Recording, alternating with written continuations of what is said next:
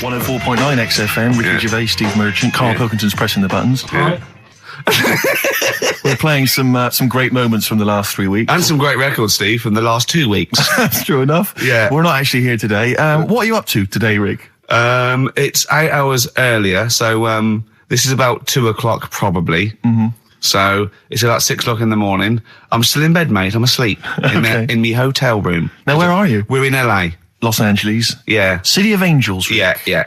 City of Angels. Yeah, and so that's what we do. We're doing stuff like that. That's why we're not here. We're not here next week either. So next week is the best of this week. All right, so here's the first bit.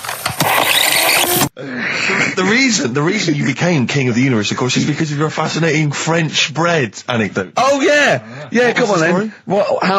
How did baguettes come about? If this is going to be someone cooked a loaf a bit wrong and said I can still make a sandwich out of it, I'm going to hit you. No. Go on then.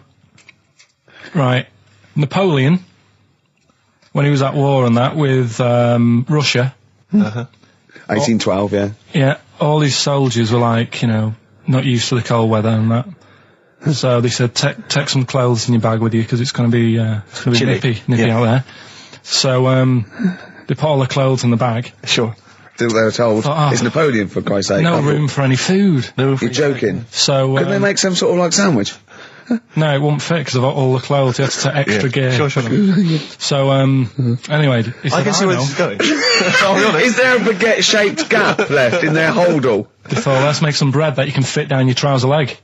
What? That's not true! No, it's not! I read it in Euston train station. I was waiting to go back to Manchester. Where did you read What, this? scrawled on the wall in graffiti? Yeah. Do you know Was it also meet me here for cock fun at 12 o'clock? The Upper Cross Sandwich Shop, Euston Station. It's on the wall. What do you mean it's on the wall? Do you know how it says, like, sail on at Dixon's, whatever? Yeah. Next to that, there was, like, a bit of information. Once you've read the stuff on Dixon's... I get information. There was a big thing about the history of the baguette. I read it and I thought, we got to make a sandwich we can spit down our trouser leg. But how can you march and fight with a huge piece of bread down your train? Although it would be intimidating. You see them coming, you go, sacre bleu, look at the size of them. They're big fellas. Well, blimey. I can't help but feel that could be a practical joke at your expense. Yeah. do that. Well, the Earl of Do you Sandwich... ever question anything you read? If it's printed up, is that, like, fact for you then? Well, it's not funny. I mean, if they were trying to be funny, it's like... it's not, is it? So it's information. Have you heard us? Things sometimes want to be funny when they're not. That's exactly what happened with the sandwich. The Earl of Sandwich wanted something he could fit down his pants. And it was those triangle cut sandwiches wrapped in cling film were perfect. You might be right. You might be right. I am. Because the Cornish pasty, so they could drop it down the mines, isn't it? Is it? They wrapped it up they wrapped up like meat and vegetables in pastry, and they sort of crimped it, and it was like and they dropped it down the mine, so, yeah, that's how that came about. And bagels were originally made so that people could play hoopla, but then eat afterwards. I don't know if you're aware of that. That is true, Carl. Well, anyway. Call my bluff. Is that true? Yeah. They're all true. They're all true. Yeah. Tell your kids that when you have them. Yeah. If they're still alive in a million years. Well, it might be true. Can someone confirm that baguette fact that it was so Napoleon could stick it down his trousers? Not him, his soldiers. His men. Yeah. Fascinating information. Fascinating bread information, Carl. Radiohead. Yeah, now this is my song for the lovers. It's a beautiful track. It's Let Down off OK Computer. It's one of my favourite Radiohead tracks. It's lovely. Right, set the tape going now if you want to tape. Yeah, these songs. And just remembered recently, actually, I was on a train coming back from hometown Bristol, and I was on the train, and this girl walks on, good-looking girl. I thought, hey up, a largely empty carriage. I'm thinking, my luck's in, because I take every opportunity, Carl. That's the thing about me, I don't choose. She was a good-looking girl. She sat down. I thought she sat down right near me. I thought, brilliant. As this guy comes up behind her and says, I think it's probably a boyfriend or something. Sits down next to her. And I listened in on the conversation, obviously, because I'm pretending to read. It was very clever. I read the same page for hours, so I was pretending to listen. I was listening, but pretending to read.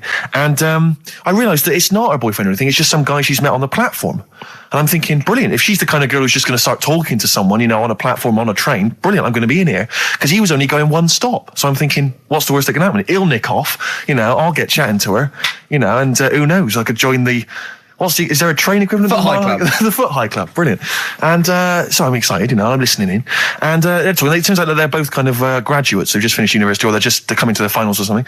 And they're chatting away, and he's making a couple of witticisms, and she's kind of tittering at his jokes. I'm thinking, well, I'll tell you this, if she's laughing at this kind of material, I am going to blow her away, with my kind of anecdotes and wry observations, It was weak stuff, I got to be honest. Really? He was coming out with nothing. He was running on empty, as far as I'm concerned. Yeah. And she was loving it. So I'm thinking, brilliant, I'm going to be right in here.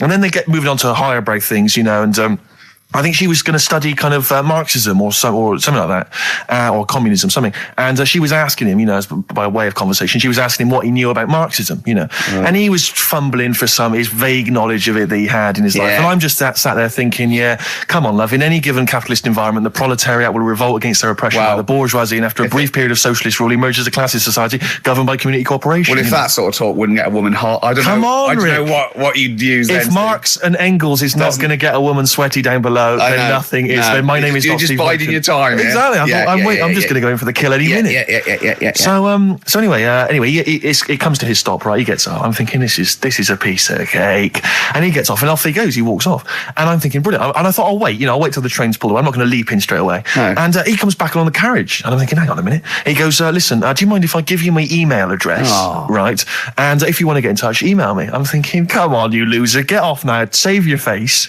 please, before it's too much. And she accepts the email address because she obviously doesn't want to hurt his feelings, whatever. I'm thinking, fair enough. She's a good woman. I'm liking her. I'm loving her. I'm thinking that's my kind of girl. So anyway, he gets off.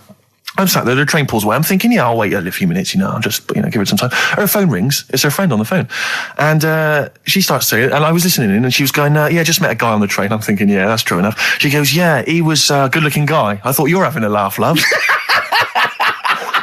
To be honest.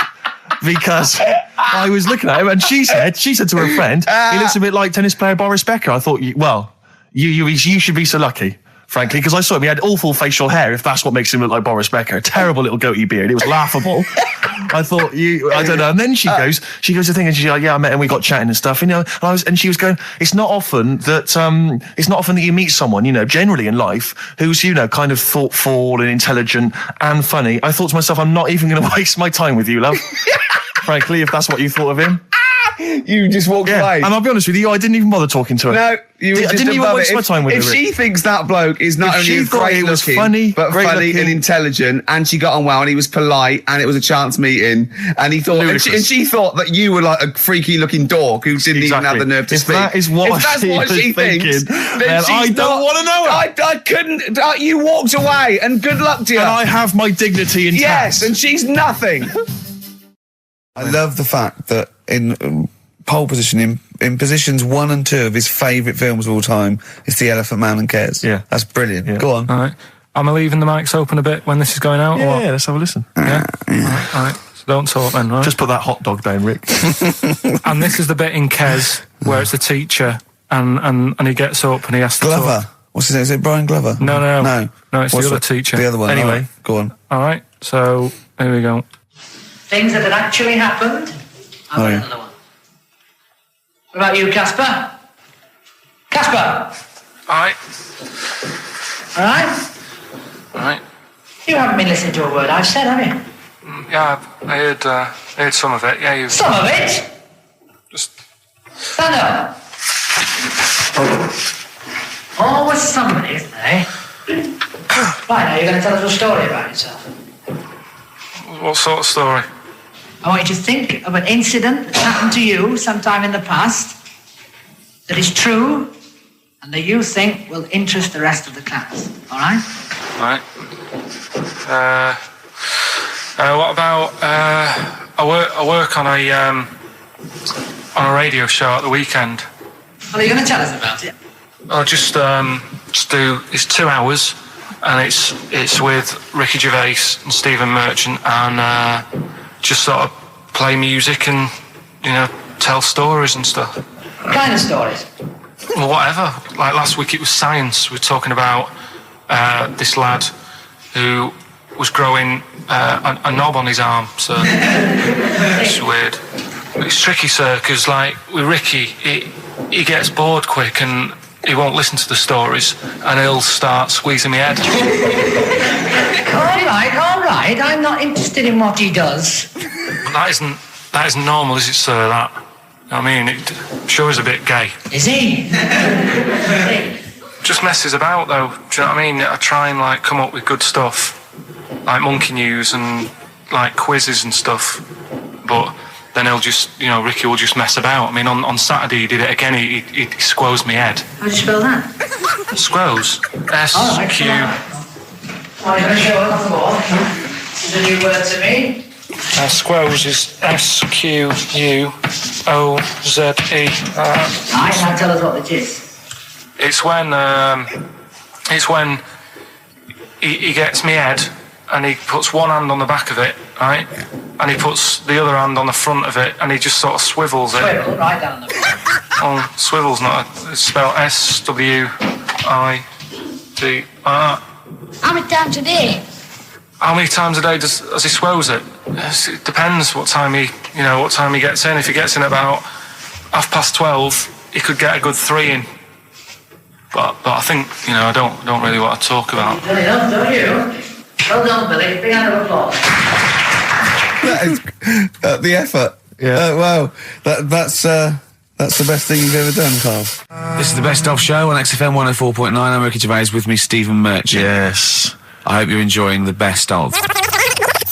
I've never been a religious type. If people want to do it, I let them do it and what have you. Good of you. But out of all of them, I want one that's not going to take over your life. I don't want one where you've got to get up 3 times a day and you've got to go and pray and that. You've got to get up early. Forget that. It's getting in the way.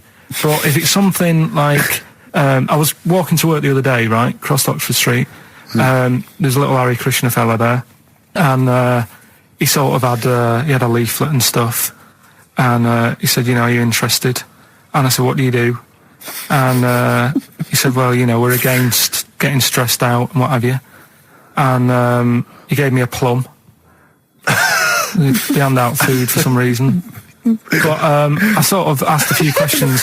That's just the imagery. These 2 bold people, one of which is wearing an orange smock, holding a plum in the middle. He hands the other one a plum. It's almost like you can imagine some kind of religious painting. Exactly. Yeah. But what is their sort of main thing? Because he didn't really tell me that much. He was a Japanese bloke, so I didn't know what he was saying that much. Why? He wasn't speaking English?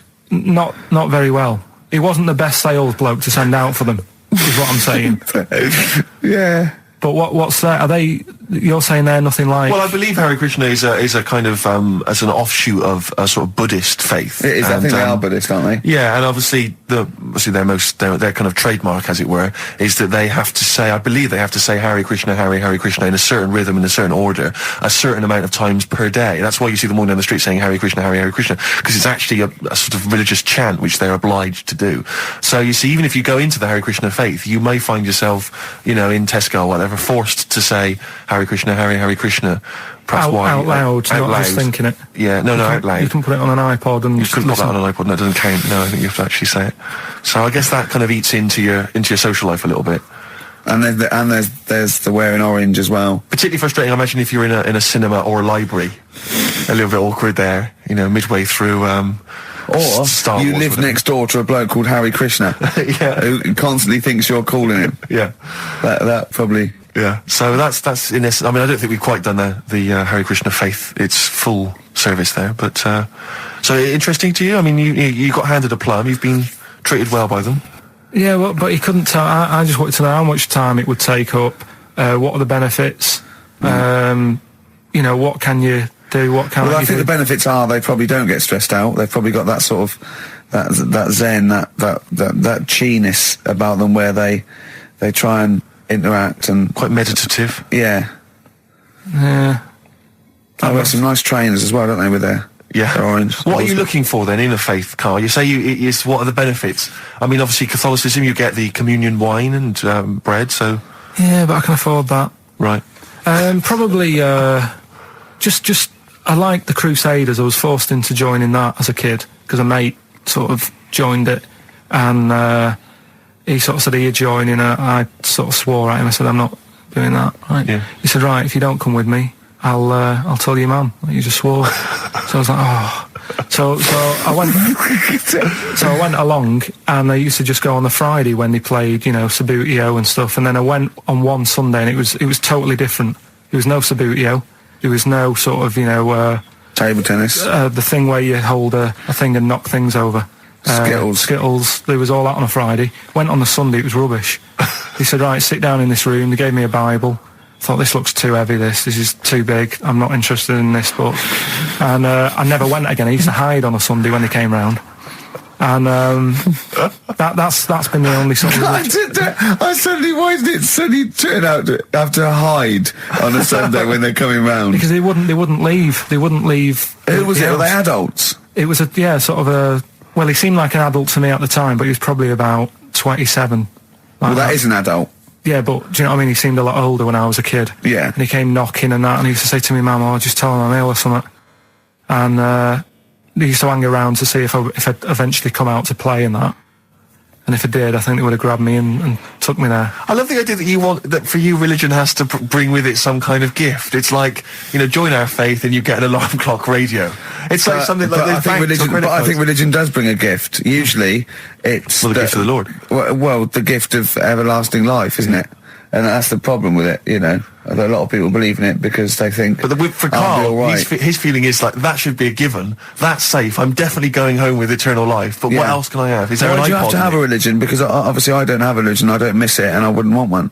I'm an atheist, and that's out of belief. That's out of logic. And we don't get into the politics or the morality of it. Why do you feel you need a religion? Why don't you just get a hobby? Well, I didn't want one. I don't want one. I just was saying that, if I was to get one, which one would I go for? Is what I'm saying. I'd like to see you perhaps as a Jew. I think Judaism would suit you well, I think. What are the hours like for that? Tough. Can be tricky. That's what I mean. I don't want anything that's, And they have a day where they don't eat and stuff. I couldn't be doing that. So then they have days when they eat too much? Yeah, but what happens if I'm not that hungry that day? Like I say, I don't like change. No. I like my Cheerios in the morning. I don't.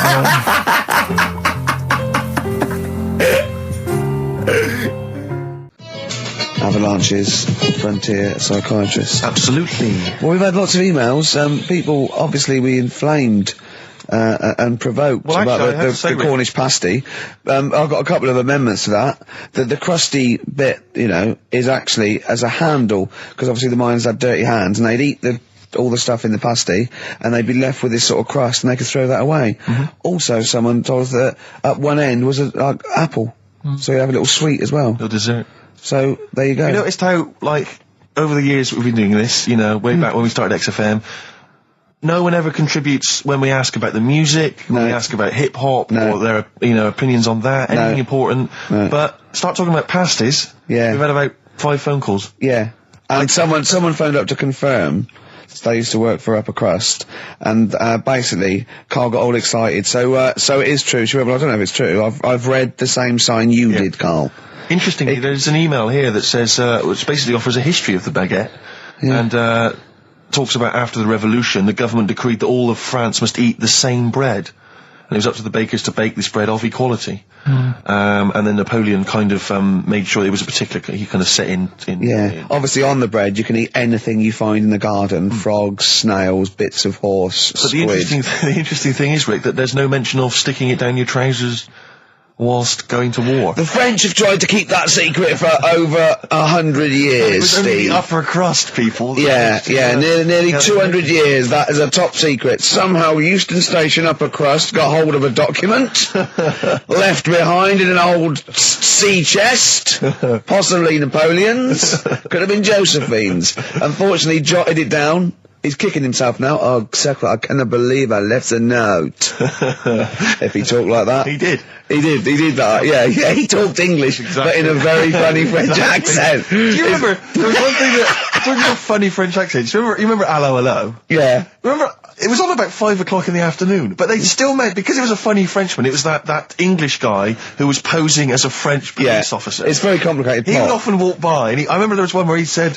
I was pissing by the door when I heard they shit.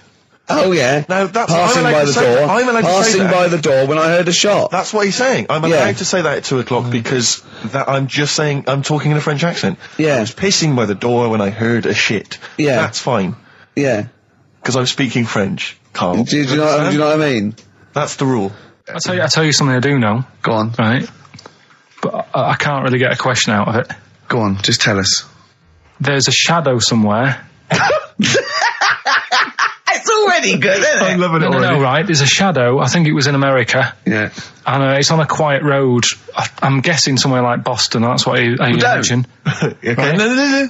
Somewhere like Boston. And people at night used to see this shadow moving about. And they'd go, what's that? Right. And it got known, the town, the little local town got known for this shadow, but it didn't cause any problems. What are you talking about? It was like, You lost me. What are you talking about? do you know, like some places get famous, like Scotland's got the Loch Ness Monster and that, but it doesn't cause any. Yeah. But it doesn't cause any problems. It does exist. Go on. Right. So there's this shadow walking about on the road. And, What do you mean? No, what's he again? Rubbish. Right. So he's walking Nonsense. about. Where did you read this? Where did you He's see walking this? about. This was on the internet, and I'm sure. Sorry. Sorry. Right. I thought it was shite. I didn't know it was on the internet. Right. So this shadow is moving about, and Independently of an object. yeah, and the local mayor and that is like, yeah, it's a bit weird, but it's not harming anyone. The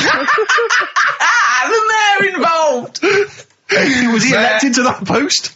Hey, Mayor, we got a problem down here. Seems like a shadow.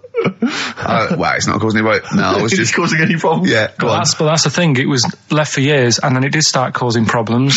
I see, that's it. If you leave these shadows to go unchecked, Rick, they go crazy. Yeah. You let them run amok in the Yeah. city. Yeah. You've got to stand What around did it do? on What did it Roman do? shadows. What did the shadow do? It was pushing people off the bikes. It was what? It was pushing people off the bikes. Oh, I'll find out more for that next week. Right, that'll tease oh, them. you're a maniac. We'll do more on that. We haven't had time for Please educating. never have children. Right, listen. You are Just promise me now you'll never have kids. Like I said to you though, the reason I did this Yeah, was to get that kitchen. Right? Now, brilliant. as we speak now, right? Builder's in the flat. He's been annoying me. Of course he has. Of course he has. What's he been doing? When he turned up on Monday, right? Yeah. Wanders in, and the first thing he says to me is, said, the pub across the road, is it any good? I said, well, it doesn't matter, does it? You're working on the kitchen. Think of saying that to a builder. Probably making conversation. Probably meant, do they do a toasted sandwich? Because I've got a half-hour lunch break. Not an hour, like Karl Pilkington. So I'll pop over there and get a nice, cheese and tomato sandwich. Is that genuinely what you said to me? Yeah. The first thing you Yeah, said so to me? Suzanne had a go at me saying, why have you said that? He hasn't even started on it yet. I cannot believe that. You're unbelievable, Carl. And you say it's us that are rude, crass, I wasn't being thoughtless. rude. I just was letting him know. Do you know what I mean? I know what He they're up knows to. what he was there for. He had it down on his little docket. Do the kitchen this week. Yeah. He didn't come there and go, what did I come out for? Was it to go to the pub for a week? Why am I wearing these overalls? Yeah. Who's the little bald mank twat insulting me? Let me just check. Let me call the head office. I wasn't having a go though. I mean, they should have finished it yesterday, and they're Yeah. there now, right, Yeah. on their own. And what annoyed me is they turned up late today. Hold on, Karl, I've just realised something. They're probably listening to the radio. This, I assume, tuned to XFM, isn't it, in your kitchen? Yeah, but they don't know it's me, do they? Do you know what I mean? No. They'd go, he's got a whiny mank voice as well. So's the bloke who owns this place. And the bloke who owns this place, when I said, what's that pub like across the road, said, well, you won't be bothering that. He's working on this. No, he won't be able to put two and two together, will he? You've suddenly, the penny's dropped, doesn't it? You've suddenly realised. Look at his face. Yeah. He's suddenly realised they might know it's him. And they could be listening, and they're going to clean you out, mate. Oh, if you are the builder working in, where is it? I won't say the address, but it's, Central London, isn't yeah. it? Go Yeah. mental. Have whatever you want. Opposite Seriously. that pub that you Yeah. like, that you're... That He'll probably be in there now, so he won't be listening. Oh, insulting, You know what I mean? insulting a That's a further British insult. workman. He should So have been just in go today. mental. He should have been in at 8 this morning, Just which annoyed go me anyway. mental. Why I really don't understand why they've got to start so early, right? Yeah. But he said he'll be there for 8, turned up at 9:30, Yeah. right? Wanders in, and what annoys me is he could have left all this downstairs. He had a paper under his arm, Yeah. one of those crossword books, and a pot noodle. Now, I'm not being funny, but most of them take up quite a bit of time. A crossword book, he's not happy with just the one that's in the paper. If you're listening, if you are the builder that's listening now, doing Karl's flat, what about pissing in the laundry basket? Okay, 104.9, Ricky Gervais, Steve Merchant. We're not actually here. It's the best of. Look at his face. It was really light, right? We've had the parrot, right? These are things that I found the parrot, right? I've told you about the dog in the car wash. Right, you didn't tell me about that. You said there's a car wash for a dog. That's all you told me. Yeah, the but parrot, you said there's a parrot. What? It's a problem at funerals. Yeah. That's nothing. That's nothing. That's nothing. Do you understand? And They used to eat cats. what else have we got? There's an elephant in India with sore feet. Why? There's an elephant in India with sore feet. Now I'm interested. Why? Tap dancing. Why? I didn't write that He's much trying down to about break it. Roy Castle's record. He's still going. Go on. What is it? What is it? Think. It's an elephant, and it was really old. It was about 76. Right. And it had sore feet because it's old, and They don't make stair and the lifts that roads big, do they? roads are bad and that. Yeah, go so they said, "What are we going to do?" And the town was like, "Oh, we're used to seeing it around. It's part of the thing. We don't want it to have sore feet." Yeah. So they got some slippers made for it, and it had like a picture of the elephant looking happy wearing some slippers. I love him. I love Karl, his world. Think of it. Where did you see this picture? That was on the internet. Right. That's a lesson, though, for any elephants listening. Don't wear stilettos to work every day, because it can do your feet in. So that it's But don't elephants have really bad memories? no, they're really great good memories. Oh, do they? Yeah. Oh, well, that's good then. No, I just thought they'd forget where they put them. I thought there was something about elephants having bad memories and that. It goes on. Where's my slippers? Yeah. I'm sure I left them by the test. So sorry, there's an elephant walking around wearing slippers. yeah, that's in What kind India. of slippers? Those sort of old man ones with the sort of checkered round design. ones, I imagine. Yeah. Big round ones. There was that going on. And is it happening? Is it happier? I mean, does it feel No, more it satisfying? looked it. Did it look? How can you tell? How can you tell for elephants, please? What else is there? There was a woman who's had a breast insured for 150 grand. Right. Okay. Any Okay, more what? information there? What? Third party fire and theft? Don't know. It had a picture of her with them out. I just thought, yeah, he should get them covered. He's done another real joke! Brilliant. That's a proper joke. He's done look at his little face, he smiles. I'd like to see you on one of the sort of TV panel games. If they could bring back sort of celebrity squares, Yeah. he'd be amazing as the centre square. Oh, that would be Wouldn't that be incredible. extraordinary? Or on that countdown in Dictionary Corner. I imagine him in Dictionary Well, Corner. I've come up with cat. If that helps at all. Yeah. Memblent. Yeah, what does that mean, Karl? Just anything you want it to mean. What I've got, there's a dog that's got a cough in Singapore because it smokes 20 a day. Right, okay, another one. No, it's the last one in it, so Yeah. we'll save it. The last one we've got is last week when I did Do We Need 'Em,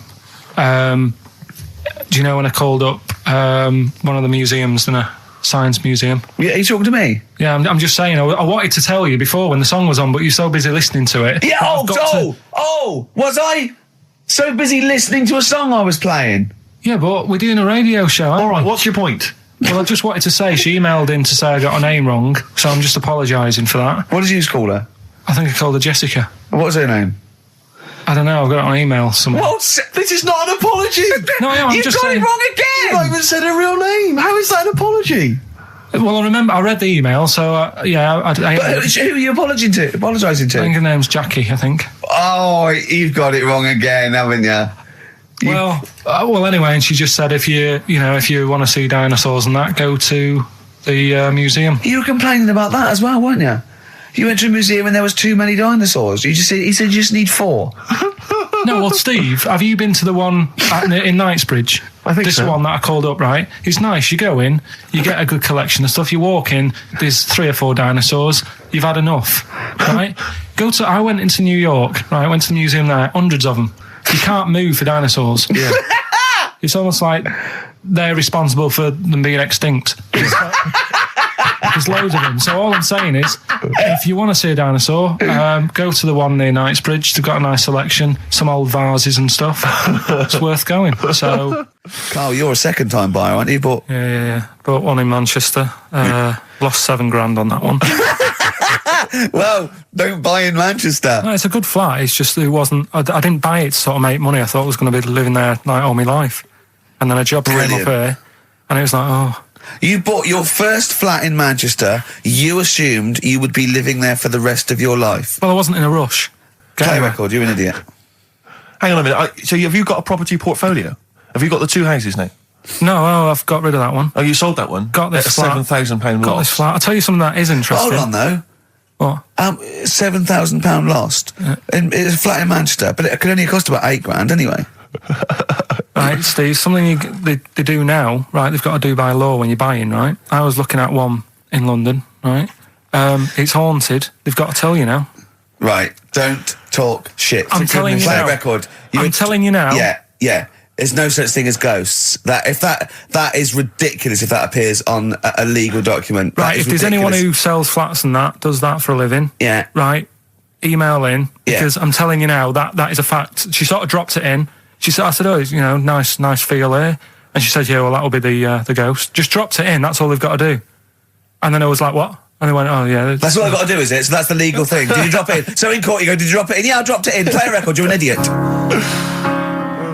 Did you have to have that thing done where they say, what side do you wear your member? What side you dress? They don't say what side you wear your member. That would hardly be a euphemism, would it? So they say what side you dress, sir. It means what side your little John Thomas leans, doesn't it, on rest, usually to the left, isn't it? Your little left testicles. If I said to you now, what side do you wear? Hang on. Do you know? It would be left. It would be the left. That's what I mean. If standing there, right, with nothing restricting it or holding it in or holding it up, right, it sort of leans. Your one ball is sort of like slightly back and lower, isn't it? And your little John Thomas rests there, so it's left. And the reason they ask it is so they don't put the tape measure up on the left and squash your willy or touch your willy.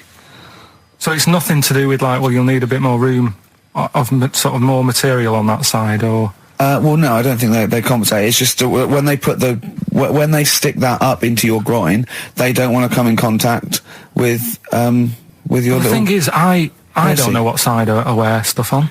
I just sort of pull my pants up and wherever it wants to go that day. But maybe it's not big enough to sort of make any, real decision. But like now, I'm sat here right with my jeans on. I don't know where I am. Well, that's clear from hearing you talk. No, but what I mean is, if a fella said to me, "What side are you? What side's your member on?" Member. What is this? What is this? The use of the word member suddenly? I'd go. Well, it's not. It's usually not appropriate. And also, I imagine in the old days they had big baggy pants that used to sort of like hang down. And now, like with those stretchy boxers and briefs, it's sort of held up in a nice little, neat little parcel, isn't it? So it's probably not appropriate. It doesn't come in contact with your little snake. So, Did you ever? What have you ever heard that? Are you telling me a tailor has asked you that and you went, "What do you mean, mate?"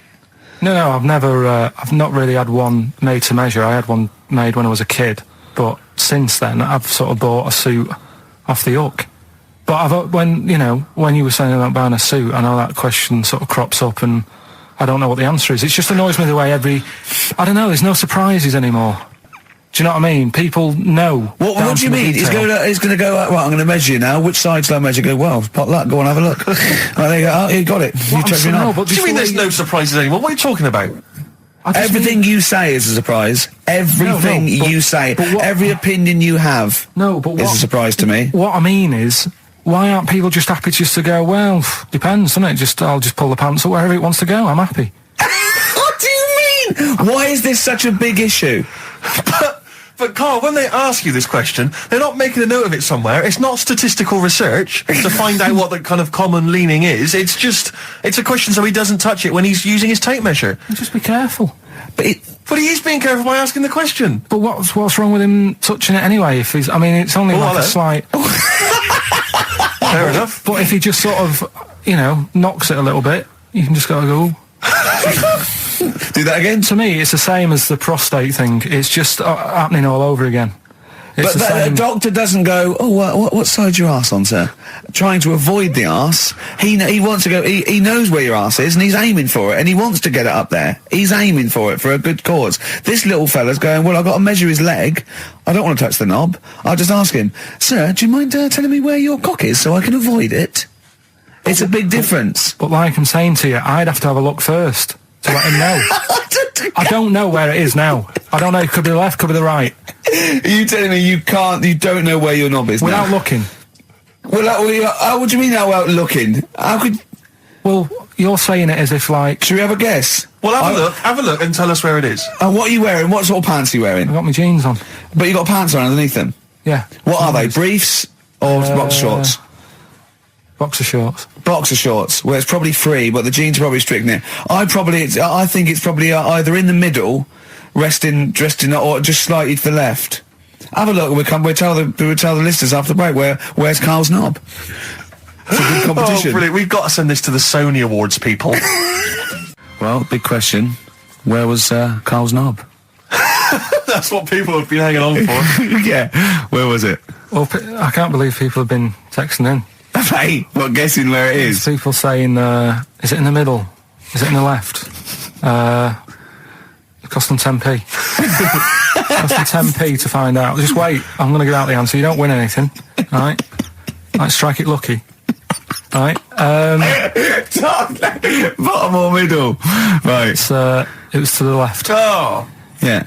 I went with the right. That's annoying. See, I thought it would be to the left. If not, maybe if it was all scrunched up, sitting on your lap, right, it might just pop up to the middle. Just pop out.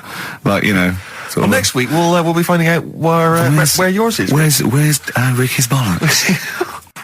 50 Cent in Da Club on XFM 104.9. We're playing our favourite singles of the year. Yep. And we're looking back over some of our favourite clips of the year.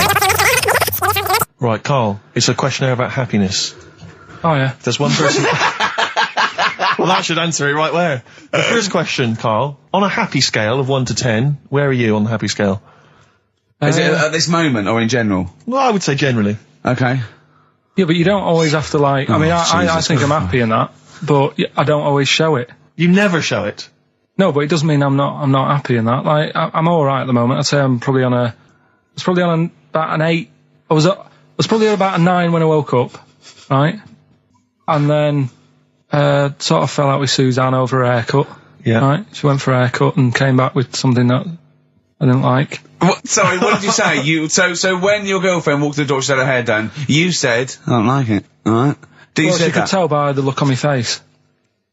But don't you say, no, I'm happy with it, I just can't tell. I'm loving it. Because then she might have it done again. Oh, Karl, I just cannot get over you. I really can't. No, but you haven't seen it. Right? So then I was fed up, but then I thought... Sorry, what authority have you got to talk about haircuts? Yeah, you had officially from a barber in Manchester above a railway station in a shack, it was £2 a cut, told you had the hair of a Chinaman. Well, you wish you had the hair of a Chinaman now, you got no hair. You're a little bald mank with your mouth open, so don't... Is she listening to this, Suzanne? Sitting at home with a woolly hat on? I don't know. But she knows now, doesn't she? What did you say? What words did you do about it, though? I just said you look like someone out of Slade. Interestingly, that's what I look for in a girlfriend. Oh, God. Which one of Slade? Well, that one with the funny... Not Dave Hill. Yeah. The one with the crooked fringe and the goofy... She had her teeth done as well, did she? She had 2 front teeth put in. Dumper. So anyway, So prior to that, you're on a 9. Then you saw the haircut, you're on an 8. Yeah. Yeah. And now then, what you on? I'm probably on about a 6 at the moment. Why? What's happened? Well, while Star Sailor was on, bit more head squeezing going on. So, yeah, about a 5 or 6. So generally speaking, what would you say you're on? About normal? 4. You're on a 4 for normal. Alright. What would you give someone who wasn't very happy? What would you give them? What are you thinking, Karl? Depends why they're not happy. They're low, okay, so what would you give them? I mean, yeah, depends, isn't it? If it's someone who's just lost their arms and legs in an accident, you don't give them a lollipop. Sure, or some mittens. Yeah. You give them a hat. Yeah. Yeah. And dare I say it, a smile. A skateboard. Yeah. Yeah. I don't know. You don't know. You got to answer the question. Alright, so hang on, let's assume that you've upset your girlfriend because you slagged off her haircut. What are you right? do now feel to go and guilty. make her happy? How are you going to cheer her up? And not buy her a baseball cap. I don't know yet. I haven't thought about it because I've got this to sort out, haven't I? So when I get home, get her some gel or something. Oh, God! Oh, Oh, Christ. So, would you like to start on your, to Steve, because I've heard all these. Well, we won't do them all. Well, we'll start off with the Mr. Freeze. Tell Steve the story of Mr. Freeze. This is the first time he nearly died. This is the most serious of the lot, really. So, what it was, do you know, like, don't know if your mum and dad did the same thing, but, like, they do the weekly shopping on like, a Friday. Yeah. So when you got to Thursday, there wouldn't be much stuff left in the cupboard. It'd just be like, you know, your Jacob's crackers and stuff like that. So when they'd been to the supermarket and they came back, I was like, you know, what's that saying? Like a pig in... You know, I loved it. It was like loads of food coming in, loads of biscuits. What is that saying? He nearly said pig in shit. Right. Is that the saying? Yeah. Right. So yeah, all this food comes in. Thank God he didn't. Otherwise he'd have been in trouble. That's true enough. Because he's culpable for our actions, because he's the producer. So technically, that twat's in charge. Go on. Right, so anyway, so there's loads of food, and I'm like, oh yeah, look at this, and chocolate biscuits, and, you know, penguins and stuff. Bacon. And bacon. Just in case, you never know. So anyway, my mum and dad's putting the food away. Me and our kid are like, he's already grabbed something, gone back upstairs. It's like feral children. it's like a quest for fire. And then they ran upstairs. What did you sit under the bed, gnawing at some sort of pig's trotter? So I saw, do you remember Mr. Freeze Pops? I do, yeah. So they're kind of like popsicles, icicles. Yeah, but really long, like a foot long, right? Yeah. So I thought, I'll have one of them. So I grabbed it.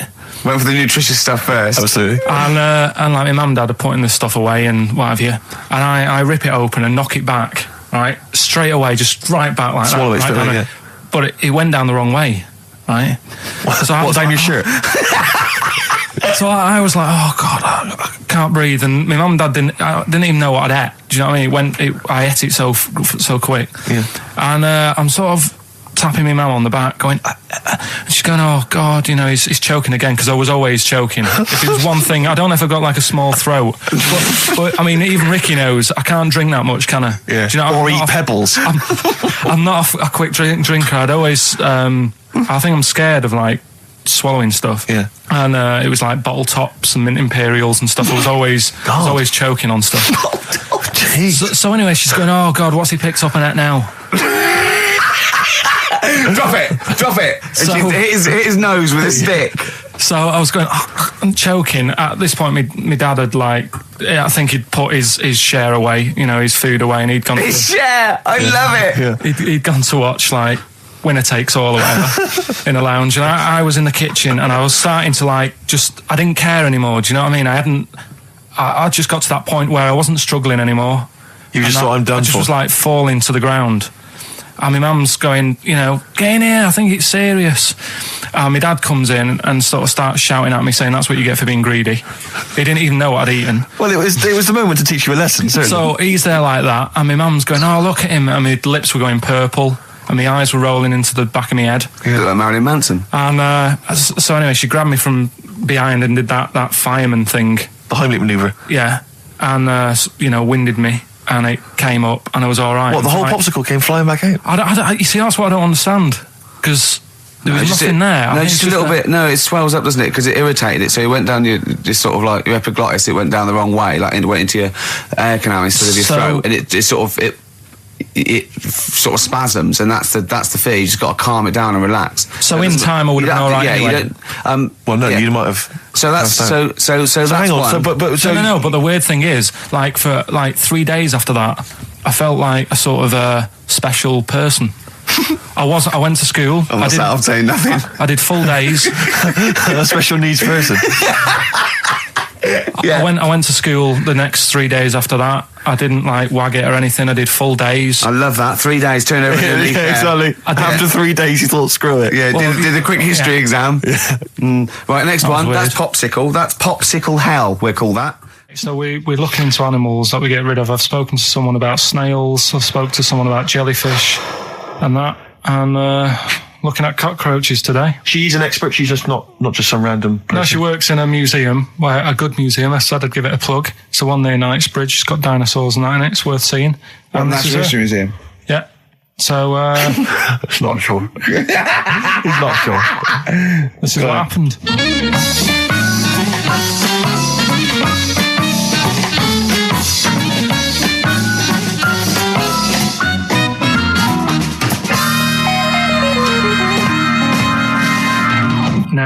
I'll do, I'll tell you as much as I know, and then you can fill me in if I'm right or wrong. And then at the end of it, we'll get to the bottom of whether we need them or not. Okay. All right. So first of all, the first thing that I found out is that they have 18 knees. That's not exactly possible. They're insects, so they have 6 legs.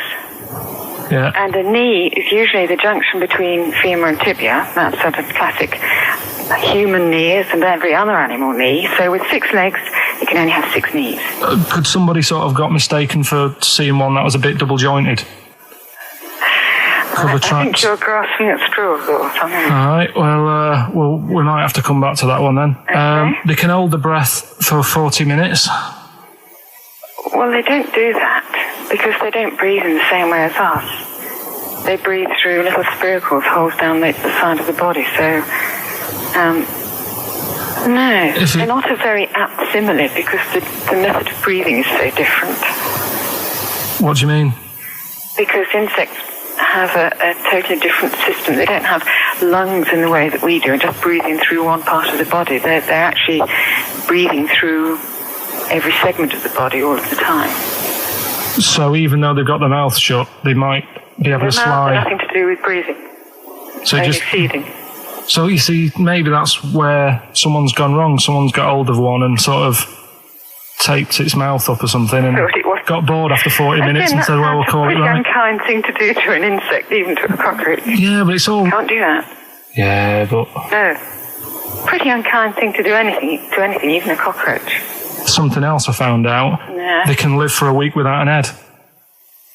Well, that's true if they don't bleed to death in the process. But the weird thing is, when I told you that they had 18 knees, you seemed a bit sort of like, don't talk ridiculous. But then we're talking about an animal that can live without an head. So there's a little bit of truth in that one, yeah? Yes. Why, when it was invented, has it got that facility? Say if someone said to humans, we could do that with humans, and, you know, if you lose your head in some accident, it gives you a bit of time to sort of go back to your family and maybe write them a note. You won't be able to have a chat, but write them a note saying it was my own fault and it was nice knowing you. Well, that would be a useful facility, I agree. But cockroaches are great survivors. I mean, they've been around for over 300 million years. They're one of the most primitive insects. All right. Well, I've also... is it true that they do a lot of resting? Apparently they can sort of rest for 75% of the time. Rest? Yeah, they just sit about doing nothing. It's probably true of a vast proportion of the world's fauna. Well, I mean, maybe the 25% that they are working, they're really giving it some, so it might make up. They're probably searching out food and, they can slow down considerably. You can chill insects in the fridge and they'll become very, very quiet. You might think they're dead. Yeah, but I'm sure, you know, if we were sat in a fridge, you know, we'd go a bit quiet, wouldn't we, you know? Well, you might not know much about it, of course. Yeah, but... Not quite reading the right sources. Well, I've been using the internet. I'm sure there are many useful sources that you could find there, but some of those seem to have been a little misleading to you. So you don't agree with a lot of what I've told you there? No. So cockroaches, can we get rid of them? No. So we're keeping them then? I would say so, yeah.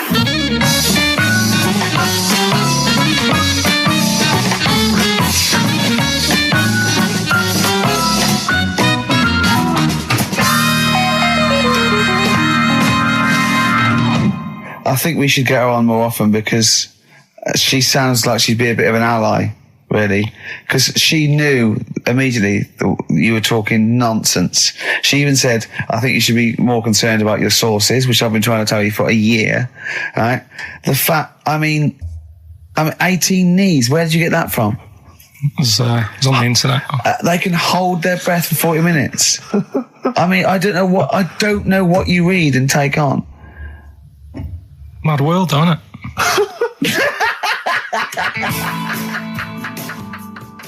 That was the record before us, and here we are, pre-recorded, because we did this a few weeks ago, because we're not here at the moment, are we? We're away in that. I'm Ricky Gervais, with me Stephen Merchant. Hello there. And Karl Pilkington.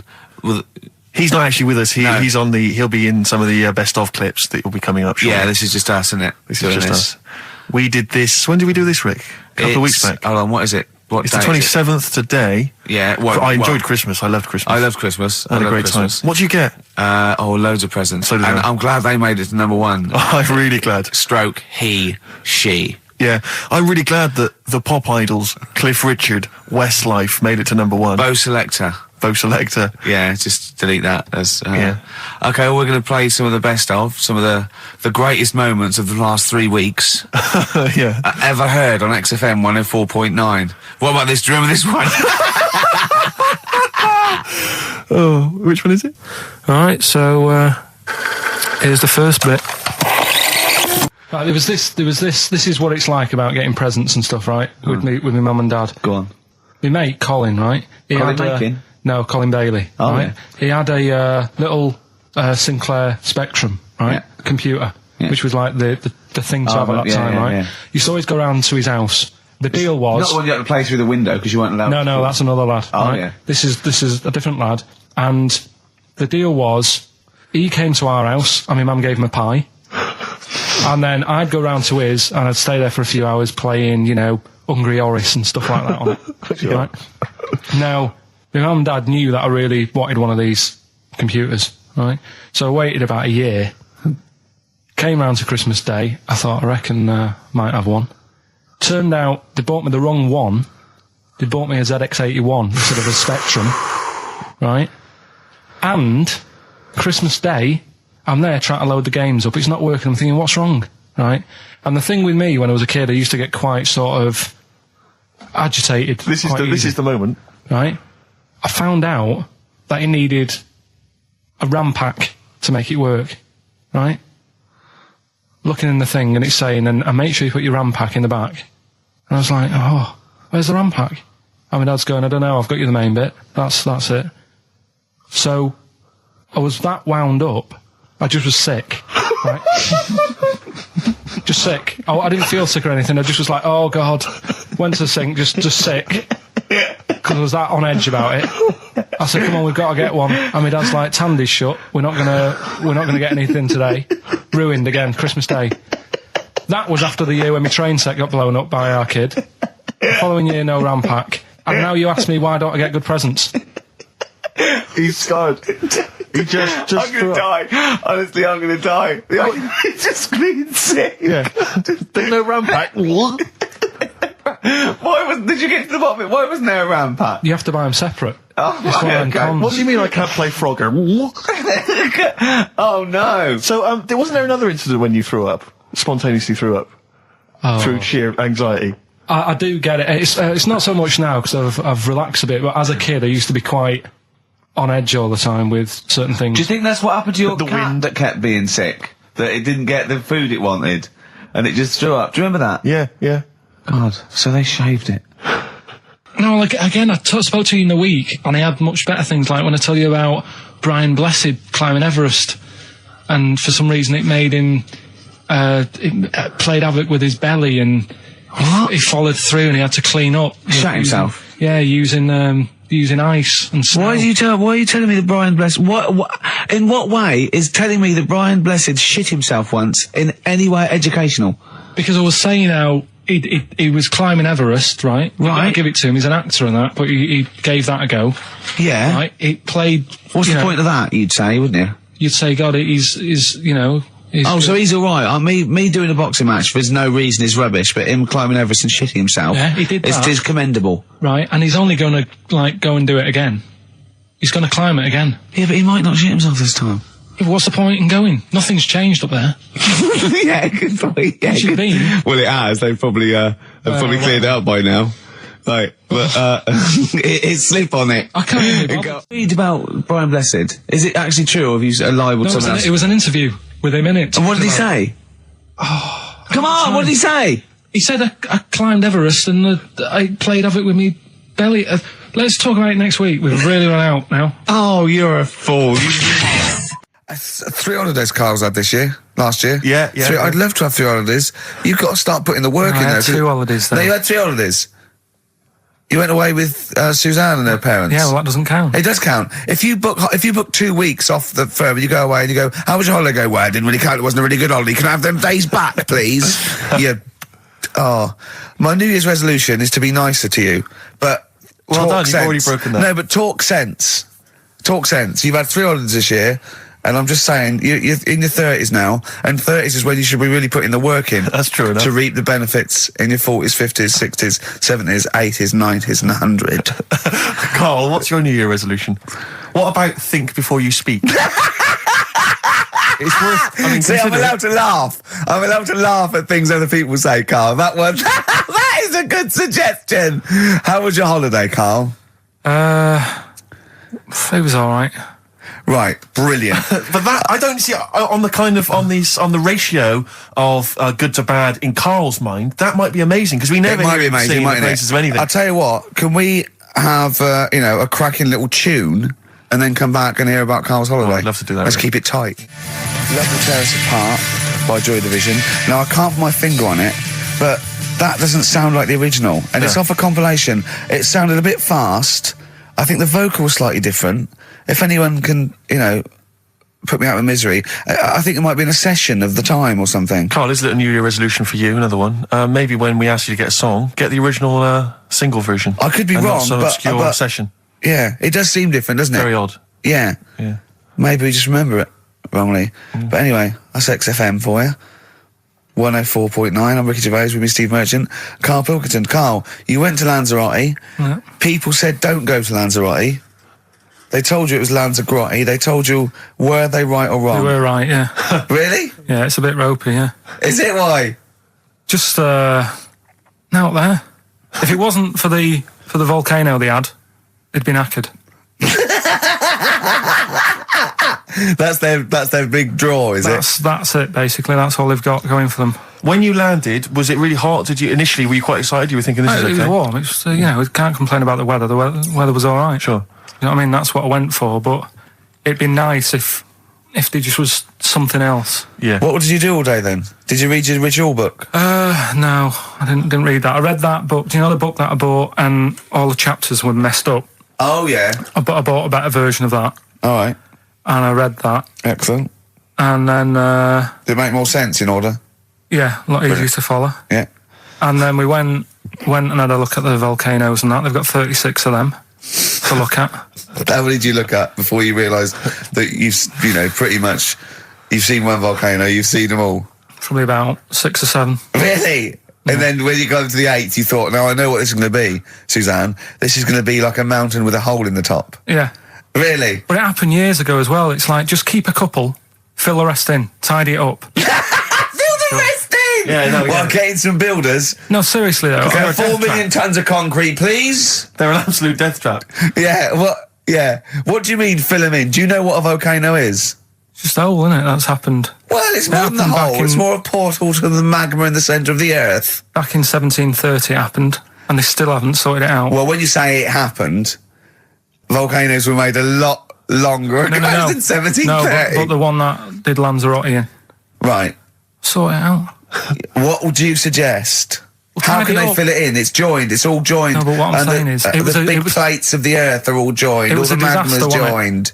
With the trade centre thing, that happened. They cleaned it up, sorted it out, they've moved on. That's what I'm saying.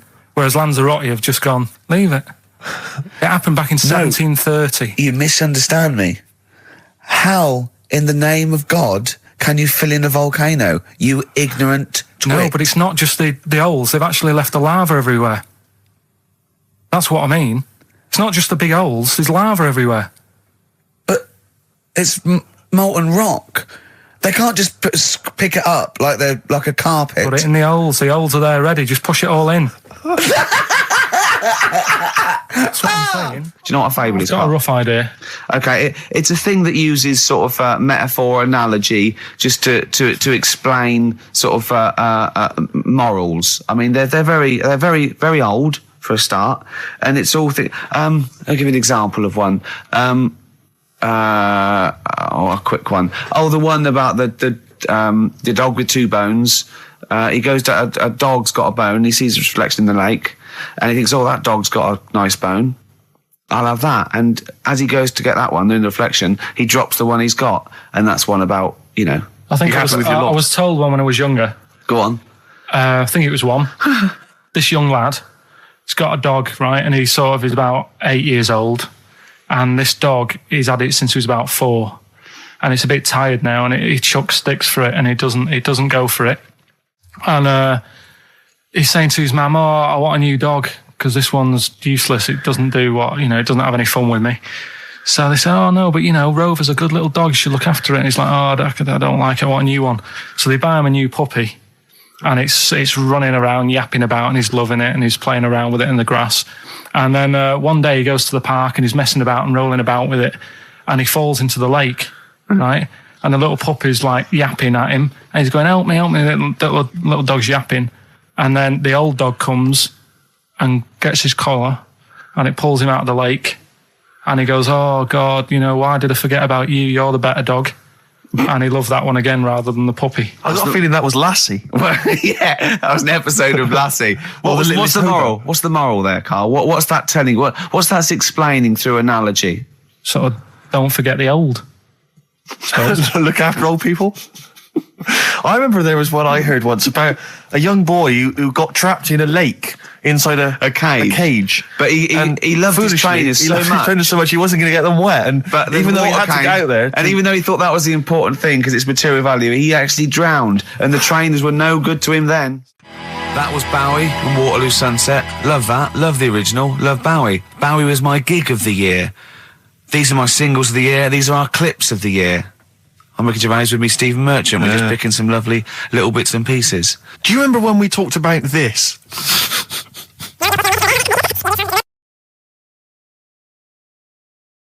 So we just had a text here that says, and I don't know what truth there is in this, as ever, but John says there is apparently a nude bike ride today in Hyde Park. Now, I can't believe that's the case, because I don't think it's allowed, is it? You can't ride around with your veg, can you? I don't know.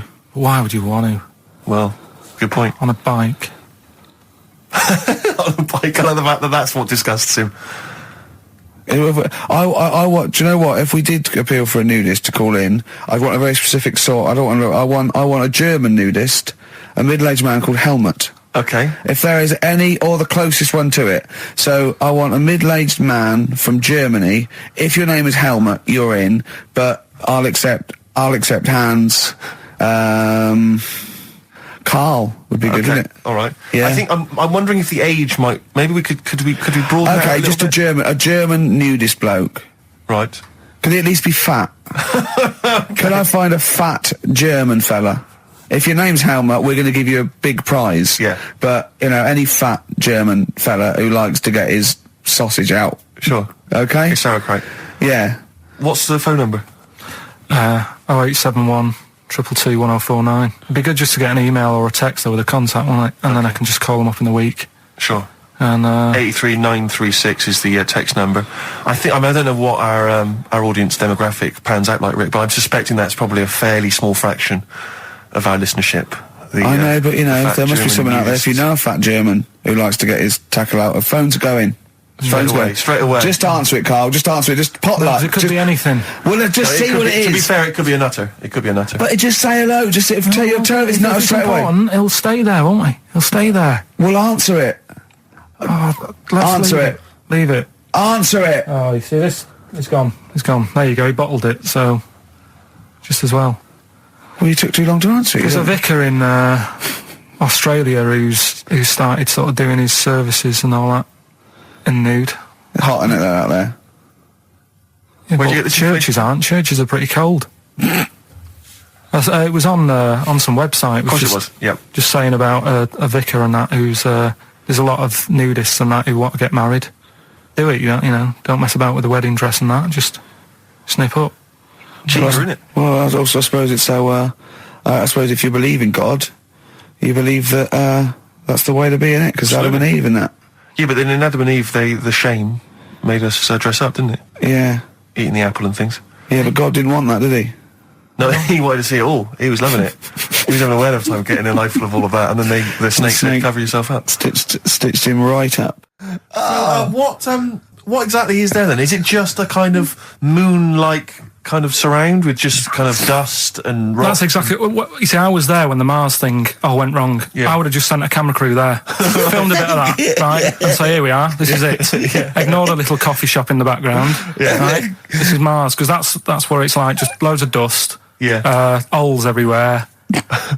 Tidy it up. Little round-headed aliens complaining, whinging, just like Mars. Yeah. So, is there what's the best bit about the holiday? Come on, pretend you're Judith Chalmers. I have been doing. I would have done all. I would have said that. Don't bother. Right. I mean, the hotel was good. Yeah. That was all right. What was that like? It's all right. Just clean. That's all you want, isn't it? See, that's not quite what Judith Chalmers does. She doesn't go, what's the hotel like? All right, yeah, clean, isn't it? All right. What was it like? What was it? 3-star, 4-star? Did that have a swimming pool? What was the room like? Yeah, had a swimming pool and that. Yeah. Yeah, it's good. I think it was one of the better ones on the island.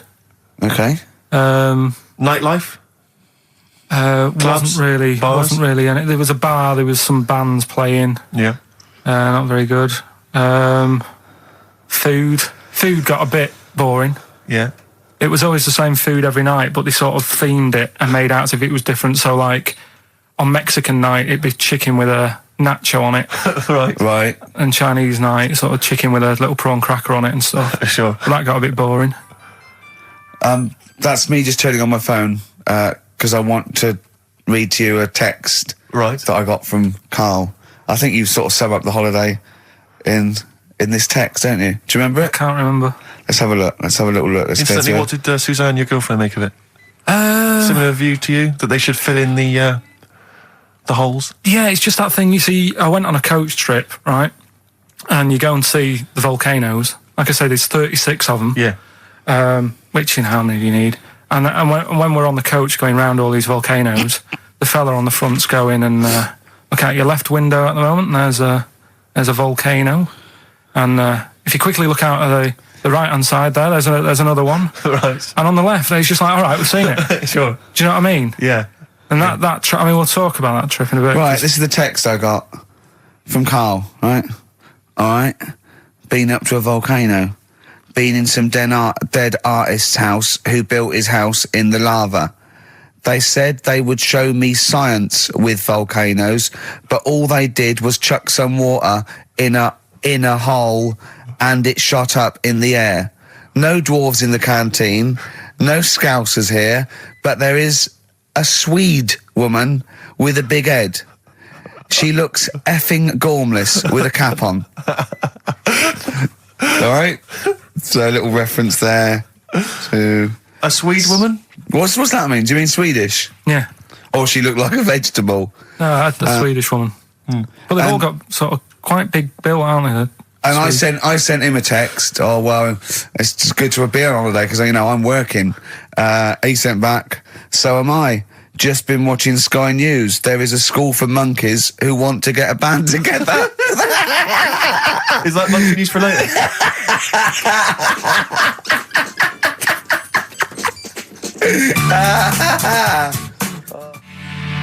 Oh My Corazon by Tim Burgess. I can't get enough of that. I love that chorus. On XFM 104.9. Ricky Gervais, Steve Merchant and little Karl Pilkington. But it was a nice holiday.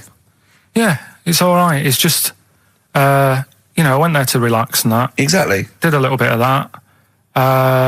Trying to think of some new, features and stuff. Sure, always working. 3 holidays a year, Jesus. Oh, well, not really 3. It's all one big sort of like work thing to me and Steve. 2 holidays, isn't it? Work hard, you need the holidays.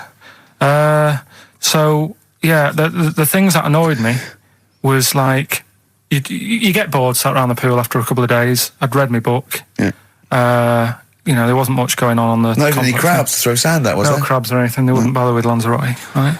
So decided to go on a little trip. That's when I saw the volcanoes and that, 36 of them. So we go on the trip, and the thing that annoys me, it does happen every holiday that you go on. If you go on a sort of a package thing, they have these trips, right?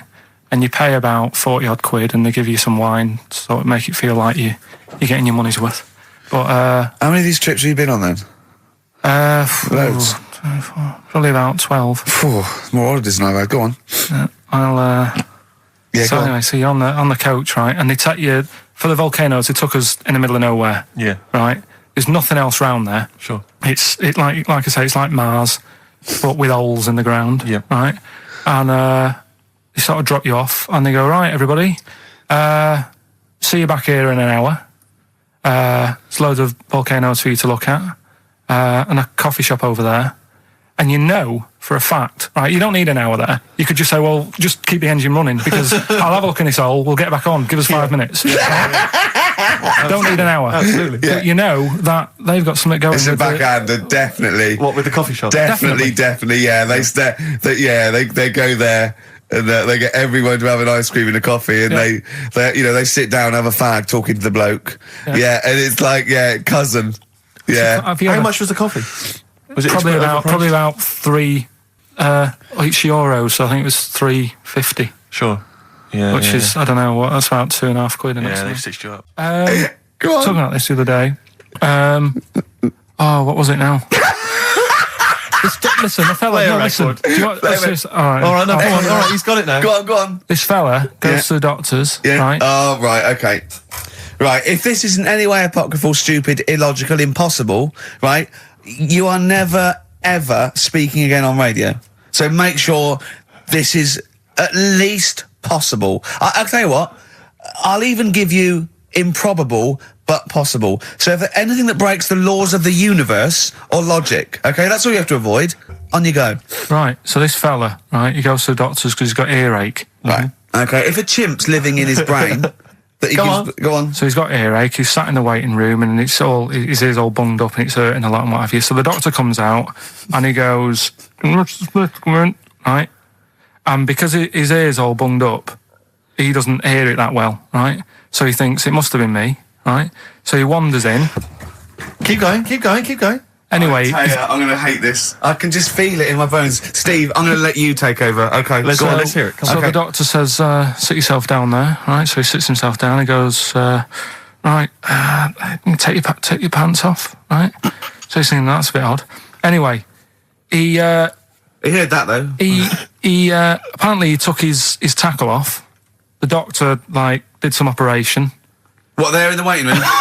No, in his office. In his office, yeah. What? Wait. So he removed what? His genitals? Yeah. In his office. Why, Karl?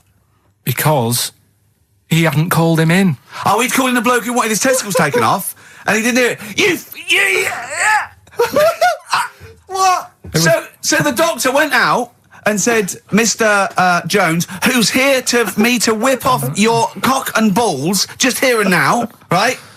Bloke comes in, didn't it? It must have been me. So the bloke who wanted his balls taken off didn't say, I think he said me. So he didn't interrupt then. So the bloke goes in, he starts taking his testicles off, and he doesn't say, I'm here for me ears. What are you doing with that? That is a blinding record. And before that, Rick, what do you make of those adverts? They were great, weren't they? I like them, yeah. I'm going to buy all them products on the way home. And that's endorsed by Ricky Gervais. He's won awards. Yeah. Rick, do you remember this? This was a hilarious moment. No, you'll remember this when you hear it. It was when Karl said something that was basic. Well, I think for a lot of people it sounded like a lot of old bollocks. Karl's found love on the street before, haven't you? How's it going with your bird, Karl? Are you married?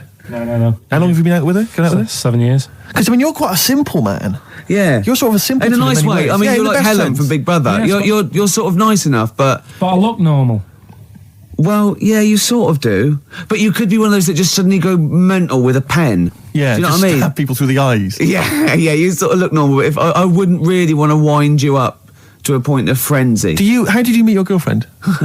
Through work. What, through her work?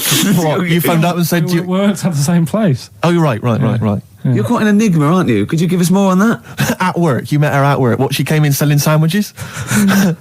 She was going through the bins outside. What do you mean you met her Why at are you work? having an attack on me? You're the one who's sad and lonely. Oh, he's done you again. Yeah, but what I thought was interesting was I just scratched at him and he just went mental. Yeah, no, it's like a bear caught in a trap. It's funny, isn't it? You'll never learn. No, I was just interested to find out what the story was, because it might be a really romantic story. Well, it's not. All right, jeez. I love the fact he doesn't want to talk about his love affair. I was thinking about you in the week, and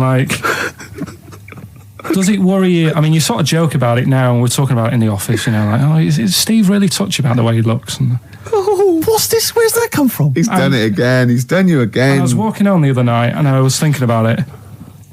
And do you worry that when you're old, you will be on your own? You did start it though, didn't you? Well, Karl, I'm glad you brought this up. because I mean, for me, you know, a lightweight, frothy entertainment show on XFM on a Saturday afternoon is exactly the place where I want to discuss the desperate, lonely future that's inevitably coming my way. Oh, God. I'll tell you what will cheer you up and forget all that. A bit of Embrace. Oh, one of the most hated bands. I'm a little bit concerned about your toilet discussion. What exactly is your point again? I was just a bit bemused. See, it's a tricky one. All I'm saying is, right, there I was at the pub quiz. I go to the toilet, not thinking about anything. I try to go, right, there's a little gay fella next to me. I love this little gay fella. Now, the weird thing is, there's nothing stopping him having a little glance, right, because he's allowed in the fella's toilet. Yeah. Now, I'm not allowed to go into the woman's toilet and have a little look round. Right.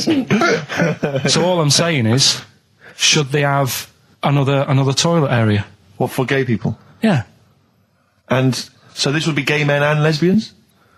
Is that going to complicate things? Well, I mean, I can only assume. I mean, to what point? I'll ask you a question, right? If you're intimidated, that's a shame. But you know, most gay men aren't looking at your knob. You know that. What do you mean? I can only say that 99.9% of gay men who use a urinal standing next to what they assume is a heterosexual man aren't looking at his knob. What they're doing then? They're emptying their bladder. No, but the thing is, I can't talk. You're saying like, you know, about would you have one toilet for lesbian women and gay fellas, right? What does that mean? Would it be mixed? Would it just be? Would it have a man on one? That's heterosexual man. One little picture of a woman on the other, and then what? What would the little icon be? A man and a woman. A man and a woman. Just having a chat. Yeah. In pink and dot lines. But you couldn't mix them, because then what would happen is you'd get people who are going, oh, I'll play up to this a bit. What, pretend to be gay? And yeah, you know, sort of grow a moustache and shave their head. And pretend to be a lesbian. Right. Yeah. So I see. So you know, people pretending to be gay so they could go in and have a look at the lesbians. Yeah. Right. So that would mean that we need 4 cubicles now, wouldn't we? Yeah. No, this is fine. 4 cubicles. So every pub How many toilets do we need? Every pub's now got 4 toilets. Oh, Karl, bisexuals. Yeah. Now, interesting. Bisexuals. How many toilets do we need now? Call the council. Do you use any? Huh? No. No, because they're interested in everything, aren't they? Because the little bisexual fella will be looking at your knob. Right. With them, what you do, you just have a door, you open it, and there's one urinal there, so you can't get a queue. They have to sort of wait. I just thought that, well, why can't there just be a thing between the urinals, so no one can look at anyone else's knob? Wait a minute. Just to go back to Ricky's point, what stops, even if we've got the toilet for gay men, what stops the gay men who want to have a look at your willy going in the regular toilet and pretending that they're straight? Most men don't wear gay across their head. Exactly. They don't have a tattoo. There's no branding yet in the British House where they have to declare. So we're going to have to expand this. So we've all got to carry identity. Do you know you can see a gay, can you? Coming a mile off. No? No, I'll just hold it in next time. No. Can you tell gay men? Do you know a gay man? I'd say, probably, if you did if you lined some people up and said, point them out, I reckon I'd get... But hold on, we're not talking about people dressed in leather with the arse cut out and an handlebar moustache. Yeah. We're talking about, the everyday, Of non-seen... course. Yeah, but I mean, suppose I put you in a room and there was 10 naked men, right? Yeah. And there's 5 gay men and 5 hetero. Could you walk along that line looking at those gay... Am I naked? No, you don't have to be naked. Why would you have to be naked? To catch them out. Play a record. How would you catch them out? Don't go into it. Don't go into it. Don't go into it. Play a record. Ooh, those boys can rock there. That's the Guns with All Their Roses and Sweet Child of Mine. On XFM 104.9. I enjoyed that. Yeah. That was good. It rocks. I hope the audience was playing it loud like us. Yeah. Ricky Gervais, Steve Merchant, Karl Pilkington. Well, look at him yawning. How rude is that? Carl, what's wrong with you, man? Have you been up late? A little bit. Girlfriend was away, wasn't she, yesterday? Yeah, I always have a problem with that. I always have, because you don't go to bed, do you, early? Do you know what I mean? You sort of think, I just always find that thing that if, you're used to living with someone, one of you will go, let's go to bed, then you'll go, all right. But when you're on your own, you go, you just forget to go to bed. I just stay up. Okay, stop eating now, Carl. You've ate all the food. That's just a plate. All right. Okay. Yeah. No, I stayed up and watched, there was a thing on about Dracula. Right. What, Dracula? And I found a flaw in it. Go on. Not the fact that he's the living dead and drinks blood to stay alive and he doesn't reflect and he can in turn into a mirrors. bat. Well, and you can go on. The mirror thing, you can't look in mirrors, can he? Well, he can look in mirrors, but he can't see himself in a mirror.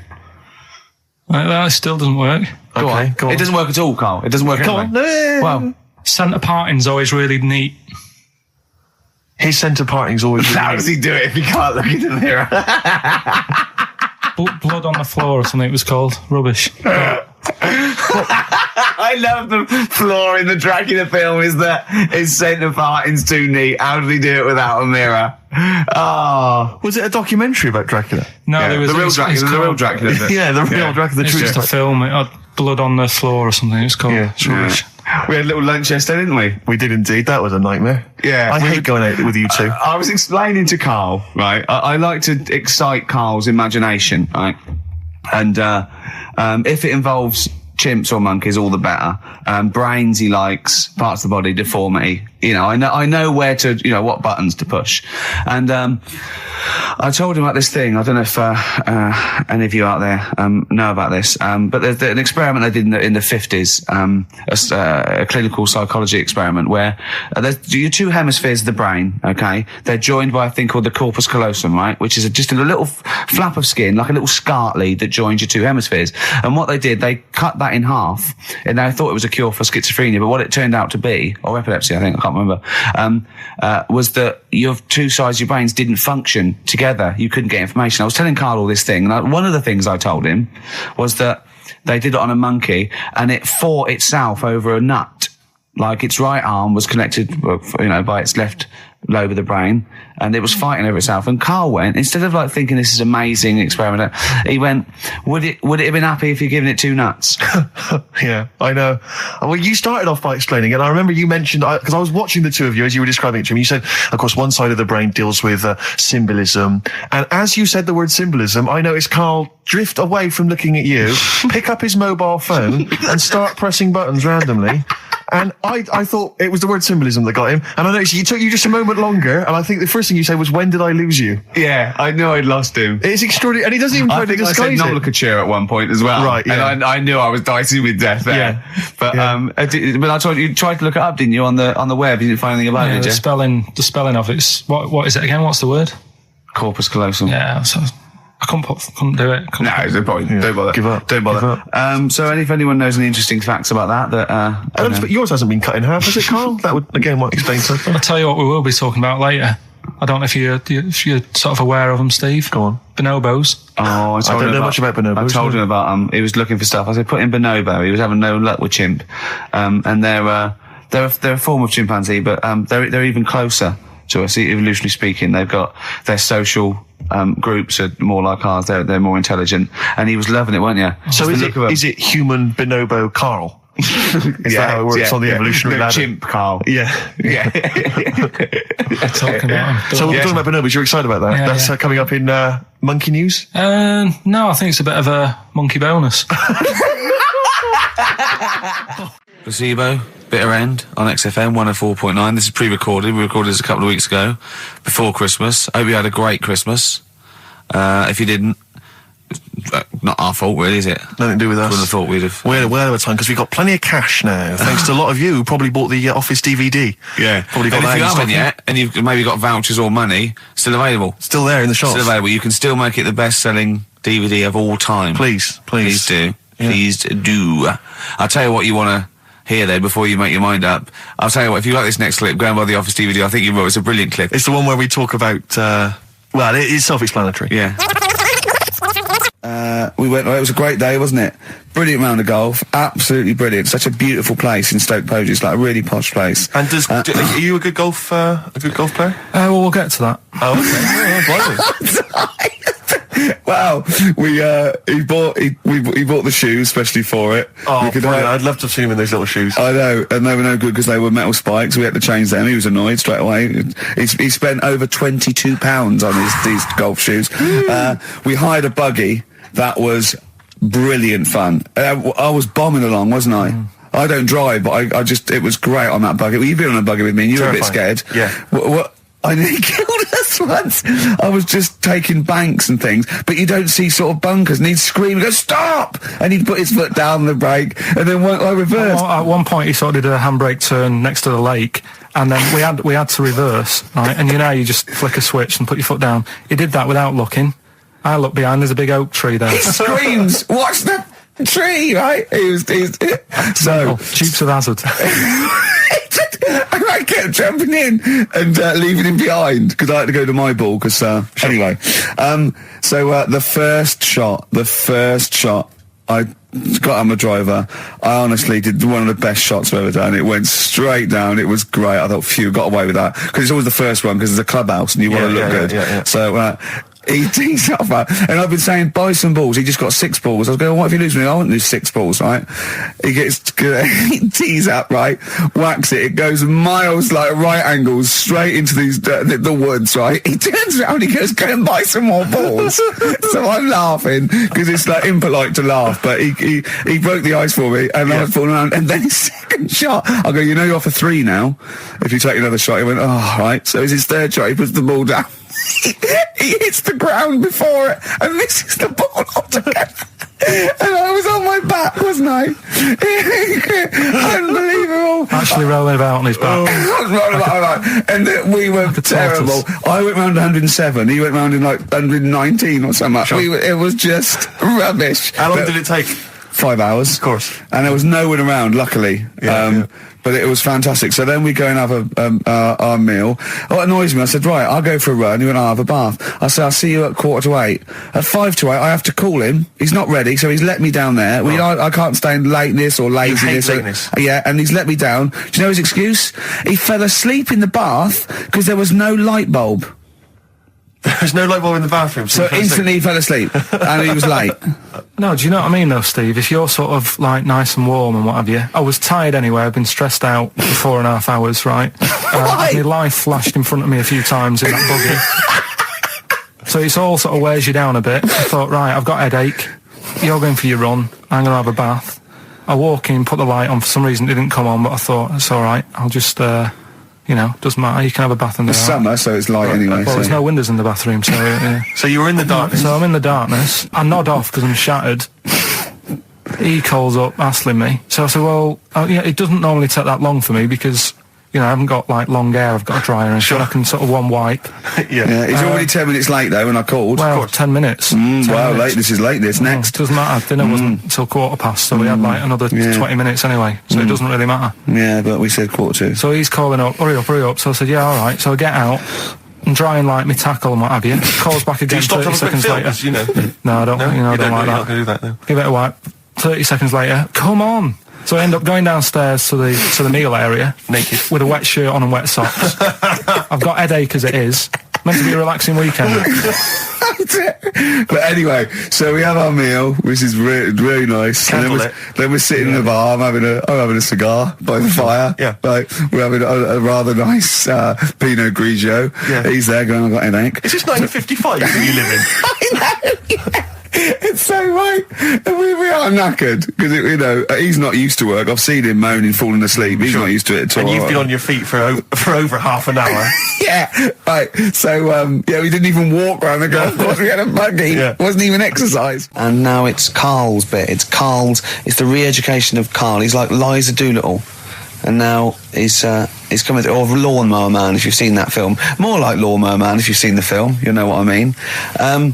And his homework was to just study quotes, really, on happiness and stuff and general well-being. He's not a big happiness quote fan, are you, Karl?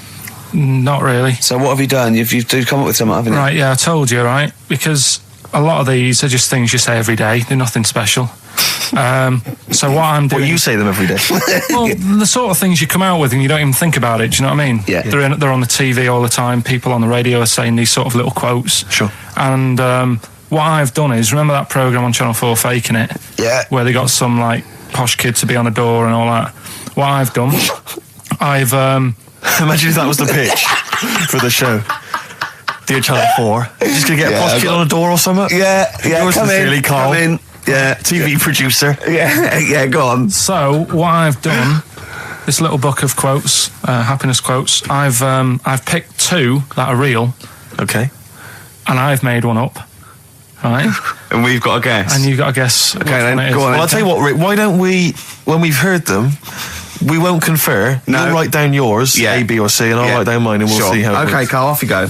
Right, and just because I'm looking at this book, it doesn't mean I'm actually reading. No, I know. Don't worry, we're clever. No, we know. We can't see. Like, call my bluff. Yeah, go on then. Nothing is worth more than this day. Okay. Yeah. Yeah? All right. Yeah. The way I see it...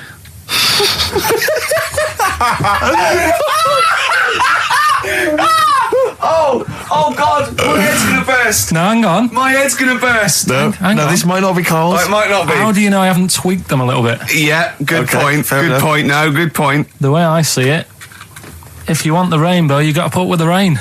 Yeah. Okay. All right? All right, yeah. Okay, hang on. It's not- yeah. Come on. Cat food, Cat food, come on. it stinks a bit. But if you don't put up with the smell, the little kitten will die. Steve! I don't know what to say! I don't know what to say. Imagine this in faking it. Imagine their faces when he says that. And they're going, oh my God. Oh. Karl, play a song, mate. We'll have to confer on this one. Well, that's just amazing, Karl. Just read them again. Two were real, one was fake. Go on in. Right. First one. Nothing is worth more than this day. Excellent. Next one. What does that mean? Well, cherish now, cherish your time. Okay. Because you can't get it back, and you know that's the way I saw it. Carpe diem, whatever it is, seize the day and all that. Okay. If you want the rainbow, you've got to put up with the rain. Yeah, of course. Yeah, rough with the smooth. You know, it's not all plain sailing, but you know, rainbow's beautiful, but it comes because of the rain, which you might not like. So make the most of everything, and good. Cat food doesn't smell good, but if you don't put up with it, then the little kitten will die. Right, now, Karl, that is a good effort. Now, that one's yours. I mean, obviously, right? Right, no, but it's a good effort, right? I mean, it slipped seamlessly into the others. Yeah. Don't think it didn't. No, but it's good. I mean, we knew it was that one. But what I will say is, it's good, but what you don't know, maybe subconsciously, is, I mean, it's very similar to the putting up with the rain and the rainbow. But that's good. Why do you think that? Well... What does mine mean?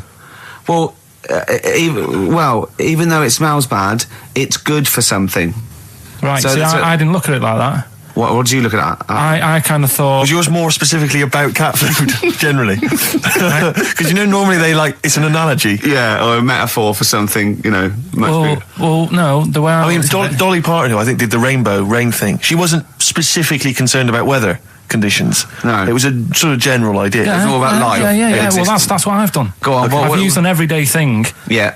And put it with today's problems, right? Go on. So, like, my girlfriend, she might like to go shopping for clothes. I hate it. Right. But because I love her, I put up with it. Ah, that's nice. Yeah? Yeah. So, you love that little kitten. You can't stand the smell of the stuff you got to feed it. But because you love it, you go, well, you know, I'll put up with this just for a few minutes and then I can, like, squeeze its head later and give it a little... Sorry! Squeeze its little head. Yeah, well, that's just the thing that I do with cats. Put it in a bag and drone it in a lake.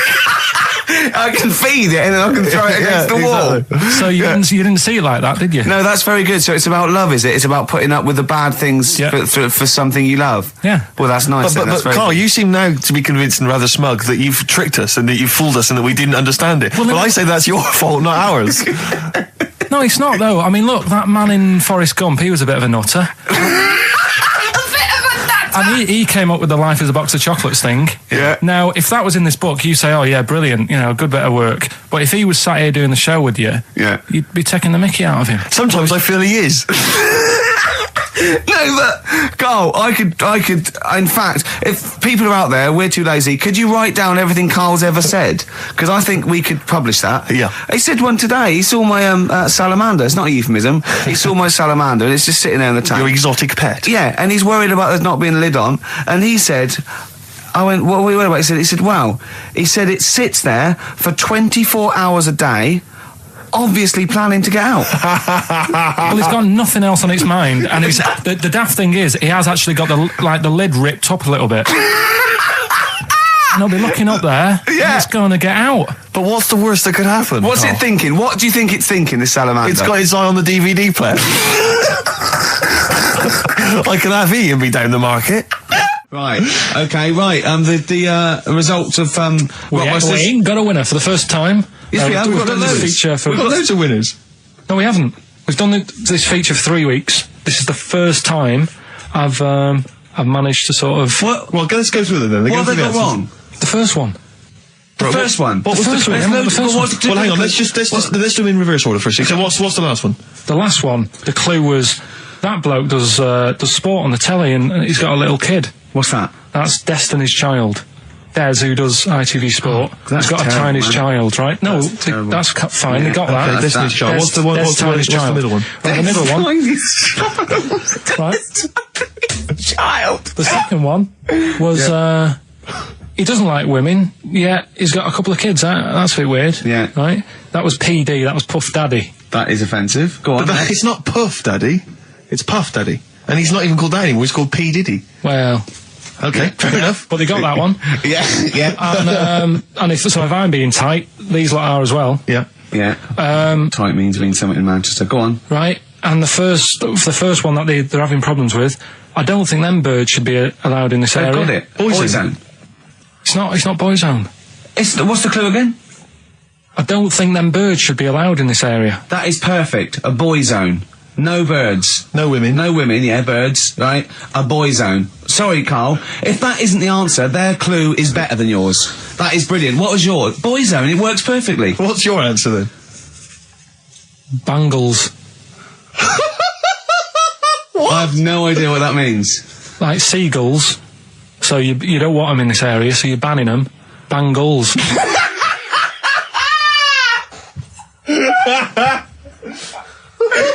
Oh! Well, give it to Boyzone, because Boyzone's better. Don't use birds being loud in this area, it's a Boyzone. I think we should have a rollover. Karl beat them. Karl beat them. You have to use his logic, surely. But theirs works. You can't do what am I thinking. No, that's not what I'm thinking. It perfectly. It works perfectly. I think you've got to give it to the ones that got the Boyzone. Well, how about, right, because they didn't actually get into my head and my way of thinking, heaven right? forbid. How about we just keep back the David Attenborough and they can have, I'll chuck in the Hellraiser, right? Okay.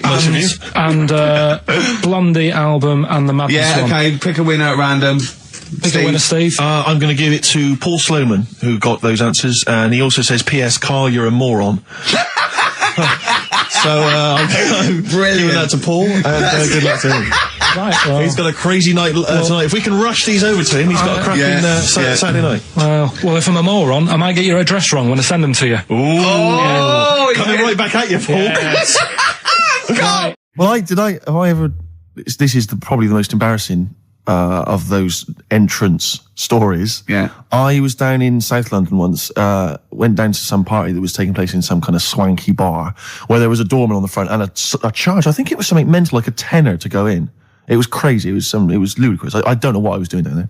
And I was in the queue. We'll establish what you mean by swanky later, because that could be. And it was a posh place. Was it? And so there's a queue outside, and there was one of these doormen who thought it was like kind of Studio 54. He was like sort of, choosing people who could come in. Yeah, you two come in now. And I've been there for ages, obviously. I was on my own because I got there late. And clogs. Exactly. Thought, I've dressed up for this. And there were these two girls next to me. I'm thinking, if I'm in a queue, I've told you before, if I'm in a queue and if I'm stuck with two girls, I'm thinking, what a great opportunity. Use the old merchant charm. Yeah. And so I'm there, and I'm sort of thinking, I kind of give them a nod or whatever, a wink. Yeah. And they're loving it. Yeah. They moved to the back. They're putty in my hands, really, because you can imagine. Yeah. And I thought, well, to really seal this off, I'll get us in. Like, I'll sort of skip the queue. So the guy sort of coming along, he's picking people off, the doorman, and I just grabbed him. like that. And I said it so everyone could hear. Right? And I thought this was brilliant. I said to him, how much is it? He went, 10 quid. I went, I'll give you 7. That was my bribe. I'll give you 7. That's the whole £3. No, that can't be right. No. He must have said a £5, and I said, I'll give you 7. Yeah. That makes more sense, doesn't it? That's giving him a £2 incentive. A £2 incentive. I'll give you 7, you can make up the 10. Exactly. You can, if you let me in, you can put in 3 yourself, mate. That never works, does it? He said to me, I can't be bothered. I'm just gonna have a kip, I think. I'm so tired. Was it percentages that put you off? That frazzled me initially. I mean, it's a funny anecdote when you're giving him £2. Yeah. It's even funnier when you're getting him when to he's put up paying stuff. me as well.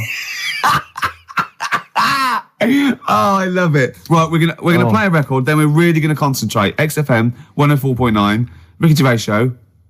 Steve Merchant's also involved. Go to bed now. Oh no. We're talking about embarrassing stories and stuff, and I don't know if I've told this on the radio before. Have I told you, Karl? I'm not sure. But this was when I was working at the BBC. This is not even long ago, and I'd moved to London, and I was fairly new in London.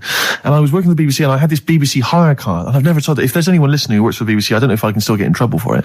But this BBC hire car, and it was like I'd been ferrying kind of actors and people and production people around all day in this car.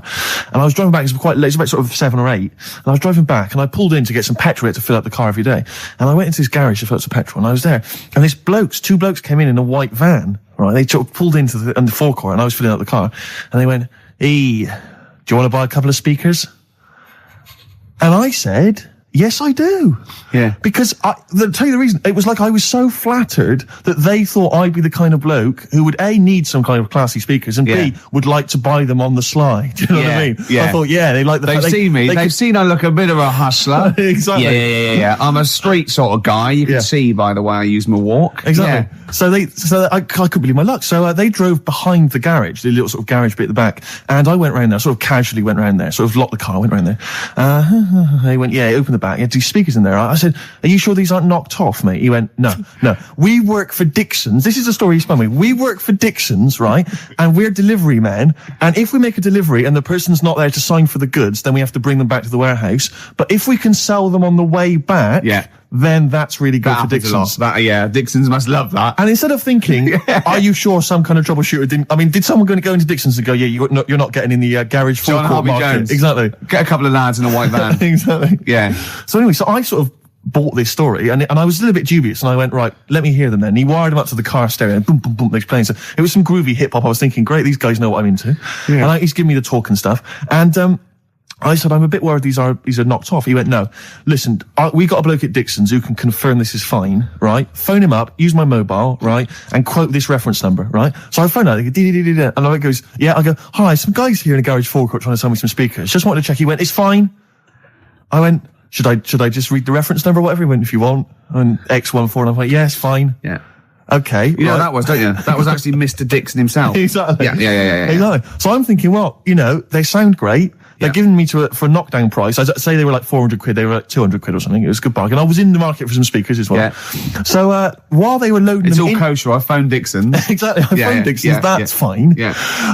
So while they're loading them in the back of the BBC hire car, right? I'm in there paying for the petrol, right? And the guy who's serving goes, all right. He goes, what were you doing around the back with those blokes? right? Because obviously there's security cameras filming this whole transaction, right? And he goes, what are you doing around the back? And I went, brilliantly, there's some old mates. Some of my mates were just having a chat and that. He went, oh, right, okay, like giving me obviously the evil eye. So I went back to the van. So I'm in the car now and I'm driving with one of the blokes who's in the van with me because I didn't have the money on me. So I had to go to the cash point to get the cash, right? So I'm driving with him and the other guy's like following me in the van and he was like a northerner like you and he was giving it all the, all right, yeah, you know. I tell him, my girlfriend's a DJ, she's got some of these speakers, they're fantastic, da-da-da, and he's giving me this. And then my mind starts working. Now that I've got a bit of time to think, I'm thinking, wait a minute, this all sounds a bit dodgy. Yeah. It dawned on me, Rick. You know, fool, are you? You're streetwise. Exactly. You're streetwise, Steve. Not only that, I was thinking, how am I going to get them home? I've got to drop the car off at the BBC. How am I going to get these huge speakers back to where I live? And how can I pay for them? Because I've just spent £100 on Find the Lady with a couple of blokes in the square. It seemed like a fair game. Some of his friends were winning. But so I explained to him, I said, I can't get them back to like Brixton where I was living at the time. He went, don't worry, give us an extra 20 quid, we'll take them home for you. Oh, that's good. Deliberate. They do a whole service, you see. And there's also a backup guarantee. Did they have the guarantee, the 3-month guarantee? They didn't. No. But I said, I'm not sure about that. He went, well, why don't you put them in a cab, send them back, and your housemates can collect it. I was like, oh, no, there'd be no one in. And I was beginning to sort of get a bit conscious of like, maybe this was a bit of a scam after all. So I pulled into like a little side road. And I said, I'm not sure I'm into this now, actually. He went, what are you talking about? It's 200 quid for a pair of speakers. It's a bargain. You never get a bargain like this, mate. I'm going, not too sure, actually. I don't think I want them. He went, 150 quid, mate. 150 quid. I went, no. He said, 100 quid now to you. And I'm thinking, wait a minute, this doesn't sound like the kind of work that Dixons would be doing. Dixons don't do that when I go in. This is it. Dixons never negotiate in that way. When I go there, look around and I leave, they go, where are you going? Exactly. I go, no, we'll have anything then. Have anything for a So quid. I stopped the car and the white van pulled up behind me with his mates in. Sure. And I said, can you get them out? I'm not interested. And he went, 100 quid, mate. And he was just going, you tosser. You obviously want some speakers. And he was having a go at me. So I was carrying the speakers out and putting them back in the white van. And he was just shouting at me. He was going, 70 quid. I was like, 70 quid from 200. This is ludicrous. You realise that wasn't Dixon's policy then. Exactly. They don't usually shout, you tosser, as you leave the shop and walk down Camden High Street. They're not usually shouting, you tosser. You should have took the offer of like the monthly payments they've got on at the moment. So eventually I put them in there and I sort of knocked the deal on the head and I got back in my car and they were in theirs and I just looked in the rearview mirror and they were punching the dashboard like with aggression and venom, like we let that deal slip through our fingers. And I've never been so terrified in my life. I just sat there and I was just thinking, oh my God, all I was thinking now is what if I go back to the BBC and they go, we've had a call from the police, the man at the garage, he saw you doing a dodgy deal. I love it. Yeah. Well, what you do is you put the hire car in a drain in your front garden and then go in and out of the toilet, just pouring bleach down or Ajax and they never know. Yeah. Listen, let me just tell you briefly, this is another example of how people can just exploit you and make fun of you when you're tall. Yeah. I was quite tall. I've always been like about 6'7" for quite a while now. And when I was about 16, I went to a big New Year's celebration in Bristol, where I come from. And everyone kind of congregates in this big sort of part of town, and there's all people dancing around, like in Trafalgar Square. And I was there, and somehow I just picked up a balloon somewhere along the line, one of those kind of helium sort of balloons, and I was holding that, sort of dancing around. And these two girls came up to me, and I was thinking, yeah, okay, you know, it's New Year's Eve, brilliant, you know, that's my kind of party. Yeah. They came up, they went, hey. Once a year. And they said, you going to be here for long? And I went, well, maybe. And they said, it's just that we've arranged to meet back at you in about an hour. I went, what do you mean? I went, well, it's just because we can see you wherever you are. Don't worry, you can move around and stuff. We'll see you with the balloon. Just arranged to meet some friends. I love that. A landmark. So pilots use that. Oh, we're just coming in. There's where we go. When we see Steve Merchant, we'll be descending to Bristol Temple Mead. What's really funny is New Year's Eve, Trafalgar Square, you got a huge column, but they use Steve as like the meeting point. Steve's got a huge column. Brilliant, Rick. Well done. Award-winning comedy from Ricky Gervais. So I went to a party and I was quite excited because I had the car, the motor, and there was a chick heading down to the party that I was like, you know, I had my eye on. And I thought, you know, now I've got a car and going to the party, it's going to be amazing, right? And various friends had said, like, can we get a lift? I thought, yeah, groovy. I'll pick up the chick as well, who's a friend of a friend. So cruising down to the party in the motor, you know, the Volvo estate, and there's nothing sexier than that. You know, slipping a little bit of Billy Joel on the stereo or whatever. Oh, something classic. Go Exactly. And maybe it was Billy Ocean. I think it was quite a Billy. Maybe it was Get Out of My Dreams, Get Into My Car. Ideally. Yeah. So I get to the party, and inevitably it was one of those house parties where the chick that I had my eye on, she kind of was chatting to other guys, and she wasn't really paying attention to me, and I was sort of... Trying hard to get, was she again? Same old story. Oh, they make me They laugh. know how to tease, don't they, the ladies? Laugh. Who are they kidding? So I'd follow her like a dog, from room to room. Yeah. And watch her Quite while, literally, sometimes he was barking. Yeah. Go on. and while, just watch her while she talked to other blokes. And then, obviously because I was driving, I wasn't drinking, so I was not really enjoying myself. And then somebody said, should we go and pick up Vera? And I thought, right, okay. And they went, Steve's got a car, let's all leap in there. We'll go pick up Vera. And this girl was like up for it as well. So I thought, brilliant, I'll be back in the car with her, away from all these lads. Yeah. One guy she had her eye on, he came as well. I was a little bit annoyed. Yeah. But anyway, he was in the car. So I'm driving down these country lanes, just driving along, and they're directing me. They're saying, go left here, go right. And then suddenly we stop, and one of them goes, just drive into that field, this pitch black field, right? And I'm sort of, well, it is my parents' car. Just drive in the field, Steve. I'm thinking, well, I don't want to, not seem like I'm a hard, cool, crazy kind of guy, because the chick's in the car. So I drove the car into the field. They all leapt out, started running off into the darkness, shouting, Vera, Vera, Vera, where are you? So I'm just sort of sat there in the car waiting. Wasn't Vera Lynn, was it? Because she likes to hide in fields. Bizarrely, it wasn't. Right. It was just, I was just left in the car on my own with Billy Ocean, and suddenly, at the darkness, they come back holding a Vietnamese pot-bellied pig that they had stole from a nearby farm, and they knew that the pig was called Vera because someone knew the farmer or something. Anyway, so they got this pig. So now they're going, I'll put the pig in the back of the car. We'll take it back to the party. It'll be hilarious. I'm thinking, well, I'm not sure I want a pig and all its piggy crap in the car, right, crammed in there. But they say yes. So obviously, I'm thinking again, I don't want to look like I'm a nerd. I'm terrified of that, Rick, ever happened. Yeah. So you go, hey, bring the pig into the car. Exactly. I'm no nerd. Exactly. Yeah, go on. So now we drive off again. I got this pig kind of squeaking in the back of the car. And, they say, stop again. Let's do some cow tipping. And they do that old thing, about the fact because cows sleep standing up, don't they? So you can push a cow over and stuff. Yeah. So they're having a wild time, hilarious.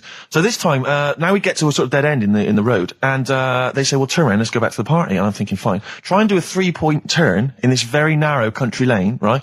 Get the Volvo estate wedged horizontally across the road. Can't get it out. Just can't seem to sort it out. I don't know what. I'm panicking because there's a pig in the car, right? And, local disgruntled farmers, right? People drunk, partying, probably off their head on some kind of weed, Rick. Was it loads of blokes with, pitchforks and flaming torches Exactly. going, burn him. He's playing with our pig. Exactly that. And so that, I was so terrified that all I could think was they're going to have to send a helicopter to lower a magnet onto the top of the car to lift the car up and put it the right way around. You used to read a lot of comics, didn't you? Yeah. So, do you know what I started doing? What? Crying. Did you really? Yeah. Why? Just started crying, just very slightly, started getting upset.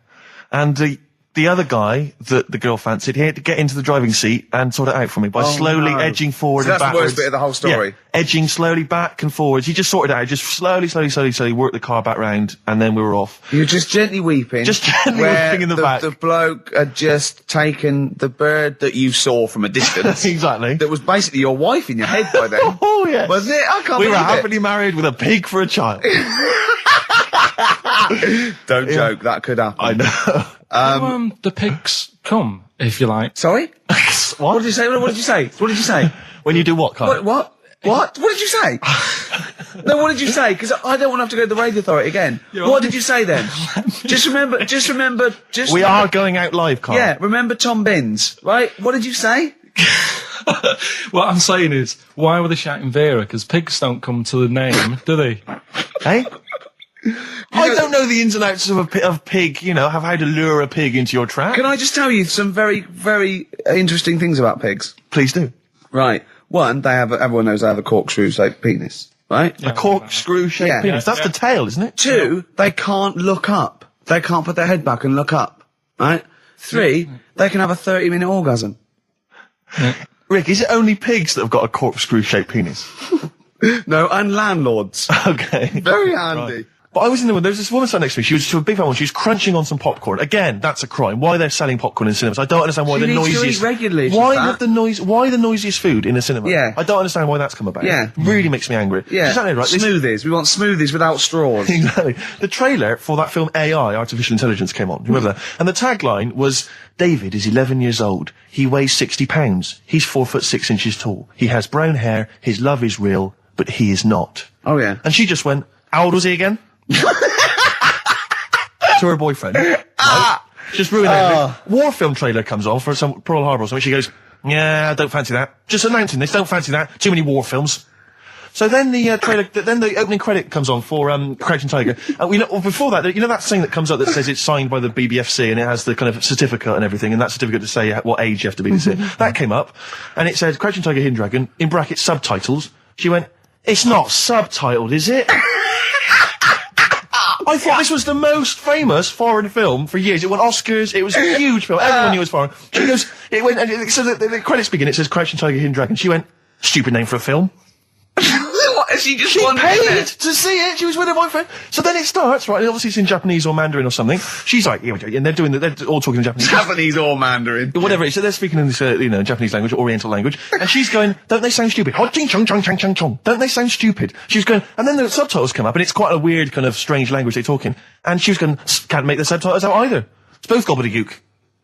Just wittering on every step of the film. I totally agree with you. But what I like in your telling of it, I know you start getting quite I was emotional. genuinely livid. But she went Mandarin or Japanese, some Oriental language. And Well, I don't know what it was. It's a strange language. It's a strange language. Well, anyway. Oh dear. So then I moved. I climbed over several seats, made a big huff of, make a big show of moving. Yeah. Sat next to a guy on the phone, just chatting on the phone. Oh, I'd have gone mental at that. So now I hate that film. I didn't enjoy it. I don't like seeing it. I don't want to even think of it. It's subtitles, isn't it? Well, rubbish. Rubbish. That's why I get videos. Yeah, I should have thought that through, Karl. You're absolutely right. Lamb chop. Yeah, let's play Lamb Chop. This is brilliant. This is from this CD that came out recently with Uncut magazine. Occasionally they put out some quite interesting free CDs. And this was one that had various covers of Rolling Stones songs. And a lot of them were, quite shoddy, but this was a brilliant, specially done, I think, for the CD. It's Lamb Chop doing a version of quite an obscure Rolling Stones song called Backstreet Girl. It's just beautiful. Let's hear it. Steve, you got any other toilet-related anecdotes? Rick, my life is just full of toilet trauma. Yeah. And Karl, you may not realise this, but a while back I used to host, this is bizarre, I used to host a radio show on the BBC World Service, right? Now, if you want someone who's the voice of integrity, the voice of intelligence, the voice of a nation, you're going to come to me. That's obvious. And I was broadcasting, so now they've got listeners of something like 50, 60 million people around the world. It's mental, the listenership of the World Service. And I used to host this show with someone It's a big place, Steve. The World? Yeah. You're absolutely right. And anyway, so I had to be into Bush House where they broadcast from 10 o'clock every Friday morning to broadcast around the world to 50 million people, right? And one week, I went to the toilet in my house, right? Everyone had left. I got there a bit late. I got up a bit late. Already against me. The clock was already against me. Had to be there at 10 o'clock, broadcast around the world. And we got two toilets in our house, downstairs one, right? And the door had already been a bit dodgy. It was one of those doors where you had to give it a bit of a kick as you went in. It was getting a bit tight. I don't know what the wood was expanding or something. I'm in there. And same thing again happens. No toilet paper. I think, oh, God, I'm going to have to somehow kind of make it up. Why don't you check first? I normally do, Rick. It's just on certain occasions when I'm bleary-eyed or something, I forget, or occasionally I forget.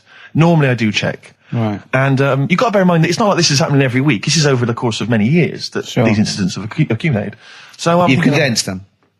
For the purposes of this anecdote. Sure. Yeah. Yes. And great. You're just brilliant to keeping the pace up of an anecdote there, Rick. You've just drawn in. I don't know where I am now. Anyway, I know where I am. I'm trapped in a toilet with no toilet paper. That's where I am. And I'm thinking maybe I peel off some of the wallpaper, things like that. But there's nothing I can do. I got to go upstairs. Newspaper. Well, exactly. But I'm going to have to go upstairs and find Toilet paper. Was there any? There wasn't. There wasn't. Oh. I'm going to have to go upstairs and maybe find a notepad or something like that.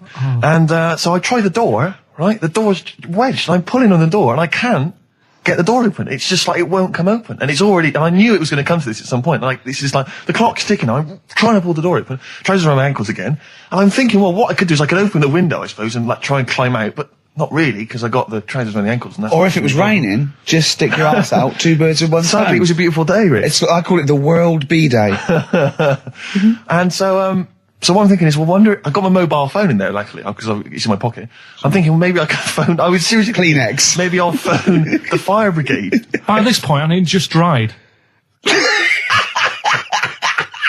it hadn't, it was... Hold on, was that little puppy not around? Because sometimes you can call that, it's got a little bit wrapped round it. Listen.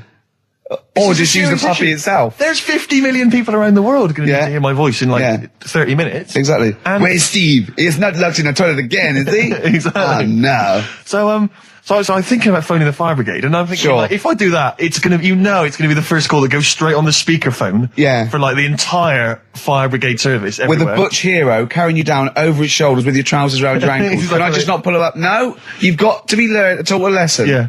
But I imagine the idea of her phoning up and going, hello there, I'm trapped in a room in my house. Oh yeah, which one is it? Oh, I don't need to know. It's quite small. Is it? Yeah. It's not the toilet, is it? Because we don't want to come and rescue someone who's trapped in the toilet. Which service do you require? Paper?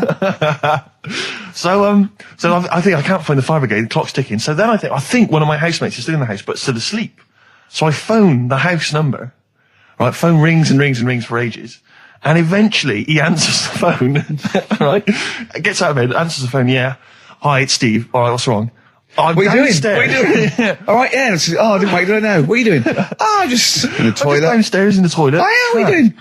Well, I've finished what I'm... Have you got any toilet paper? Any bog roll? Yeah. So he had to, kind of scrape together a few bits of paper, and sort of tinfoil or whatever he could find in the house. A cactus. Come down oh, no. Pass it underneath the door, right?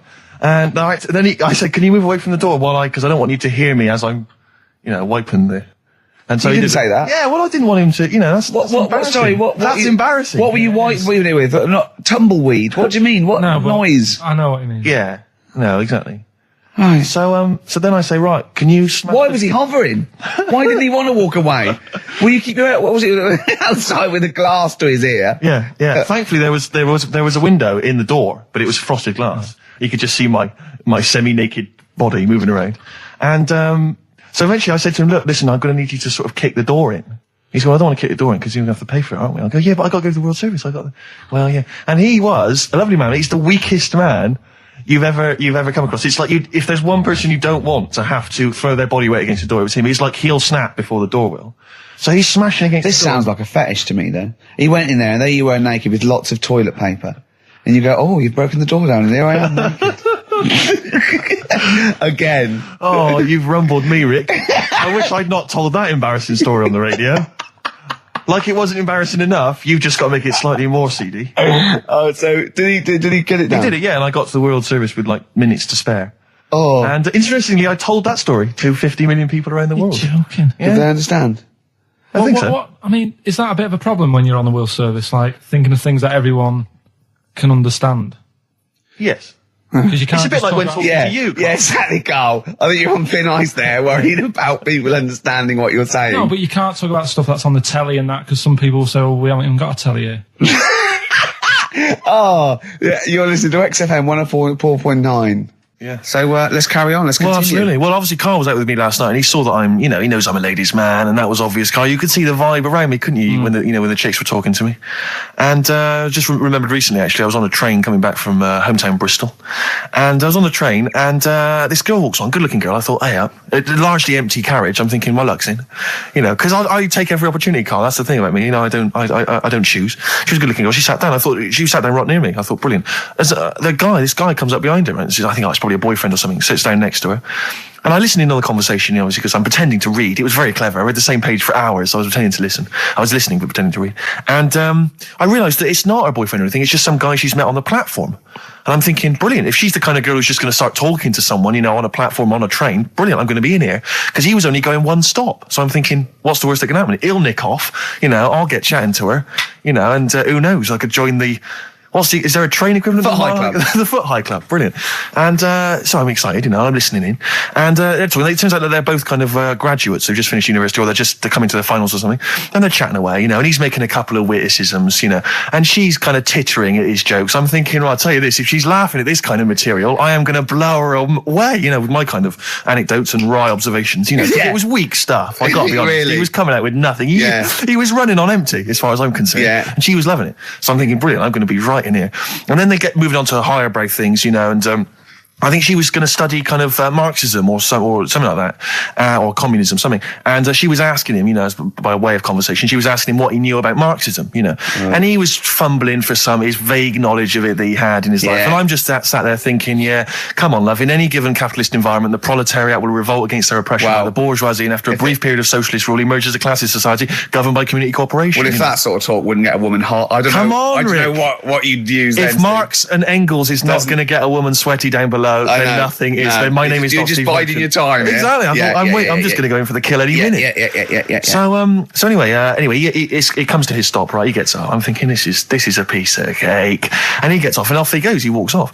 And I'm thinking, brilliant. And I thought, I'll wait. I'll wait till the train's pulled away. I'm not going to leap in straight away. No. And he comes back along the carriage. And I'm thinking, hang on a minute. He goes, listen, do you mind if I give you my email address? Oh. Right?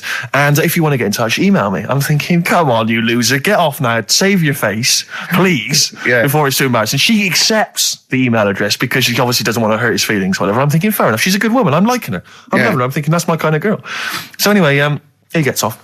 I'm sat there, the train pulls away. I'm thinking, I'll wait a few minutes, I'll just, give it some time. Her phone rings. It's her friend on the phone.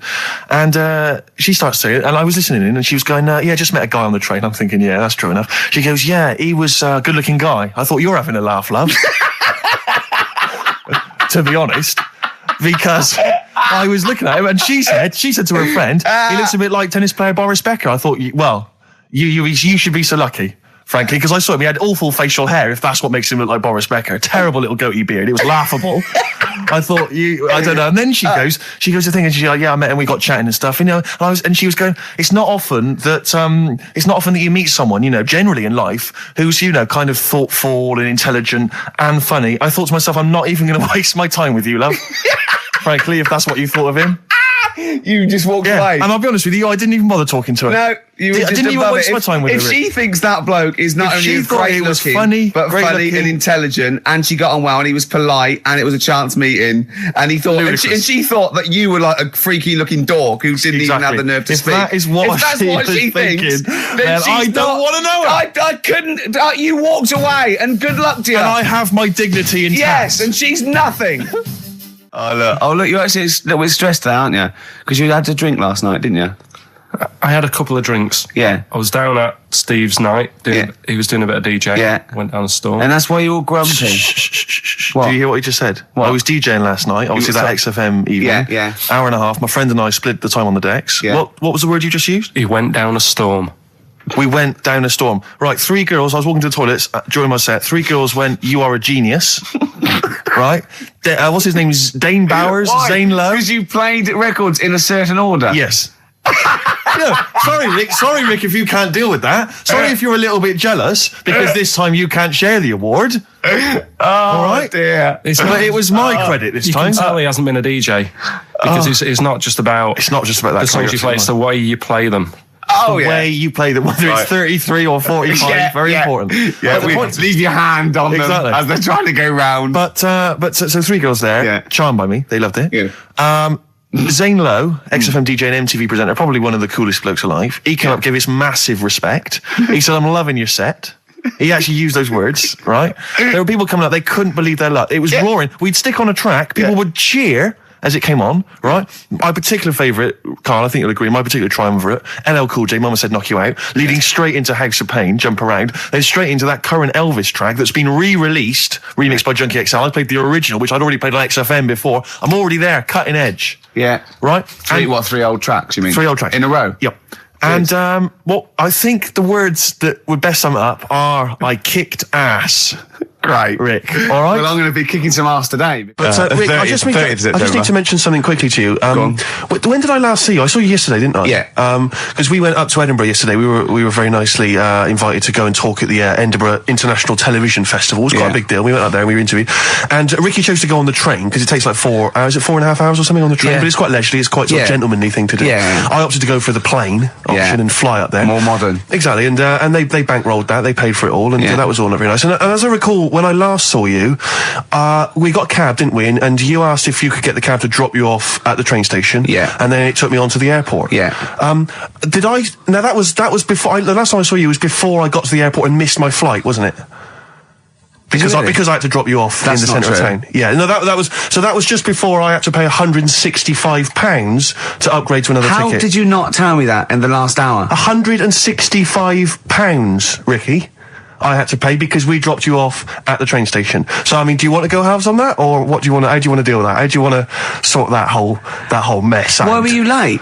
Why was I late? Because we dropped you off in the centre of Edinburgh, and do you know how hard it is to get out of Edinburgh in rush hour traffic? But it was only 3 minutes away, so you'd have missed it anyway. No, because if we'd gone the other direction, it would have been 20 minutes. It took me like an hour to get to the airport. And I got there, and the plane had already left, and the cabbie was just laughing. He was saying, we're never going to make it. He goes, you were a religious man, you better start praying. I thought he was being facetious. He was absolutely right. £165. But hold on, why didn't he tell you that when he picked up at Well, it makes you 4:15? It makes you wonder. So obviously, I'm a little bit annoyed. Because you know I'm not a man who likes to sort of spend unnecessarily. But wait, this is not my fault, because you were there when we made that decision. I didn't impose this on you. We both decided that might be... It's both our fault. I mean, it's no one's fault. It's both our fault. That's fair. That's all I wanted to hear. It's both our fault. Therefore, it's both our financial obligation. No. £165. Just split that in half. Write a cheque, Rick. Write a cheque. It's fine. I trust you. You know. Phone in. I think everyone. This is. You're clearly obvious. irresponsible. No, of course I'm not. If you share a cab and then one person's lucky enough to not be late and one person is unlucky enough, and that's what it is, bad luck. I don't think you share the obligation. But it's a moral dilemma, this, isn't it? But it's more than that, though, isn't it? Because let's be honest. What? Even if you had known that I was going to get there late, you'd have wanted me to hang around just so you weren't left around waiting for a train on your own. No, because I got there... you get bored sitting, don't you? So you'd have wanted me to at least got in that cab. I got there way too early. I actually got there I was there about 30 minutes early. early. You made it fine then, that was... Well, exactly, so I mean, I sacrificed me hanging around for half an hour so you could get it at 4:15. And the other thing is this, you were going to get it at 4:15 anyway. Yeah, but I would, if I'd gone the other direction and not dropped you off in the centre, I would have been there in time. Wow, would we? Well, is that true? Wow. Only God knows. Well, and the cabbie. What I mentioned it to. So, I'll tell you what will cheer you up. I'll tell you what's better than 80 quid. I'll tell you what's better than, shall I? Go on. Music. What, are you paying the whole 165? Listen. Yeah. What about, are you a fan of any of the great English operas? Like, The Pirates of Penzance? Yeah. Gilbert and Sullivan. To me, Gilbert and Sullivan were like their day equivalent of like Richard Stilgoe getting together with Tony Slattery. And then 100 years later people go, it's brilliant. It is like, they might as well, I don't know, make any episode of Whose Line Is It Anyway? Right, yeah. Into an opera, and in 200 years' time we're going, that's genius. Yeah. Listen to this one, look, this is Party Quirks. Yeah, Amdram Society staging We're Step. Because I was in the Pirates of Penzance once in an amateur production. You used to like Whose Line Is It Anyway? I did, that was... Although I did watch it when it first came on Channel 4 about 15, 20 years ago. But we did the Pirates of Penzance when I was in an amateur dramatic society in Bristol, the Bristol Operatic Society, Light Operatic Society. I don't know why I was involved, because I can't sing. My audition, I thought, this is how desperate they were for blokes. I swear to God, right, I can't sing, you know. Well, you? Yeah, all right, calm down. And I went in and they said, so what are you going to sing? I went, well, I want to surprise you. They said, do you want a piano accompaniment? I said, no, I don't think so. I went to the back, I swear to God, I went to the back of the room and I just sang, Thumbelina, Thumbelina, tiny little thing. Thumbelina dance, Thumbelina sing. Thumbelina, what's the difference if you're very small? 'Cause when your heart is full of love, you're 6 feet tall. I just did that. And they just looked at me like I was the weirdest freak they'd ever had. Immediately put me in the chorus, because that was how desperate they were for blokes. We staged it, we rehearsed it. I couldn't remember the lyrics. Thank God you were doing Thumbelina. Yeah, yeah. Oh, but dear. I couldn't remember the lyrics. What was it for? Was it Gilbert and Sullivan? It was the Pirates of Penzance. Oh. There weren't enough blokes, right? So we had to double up.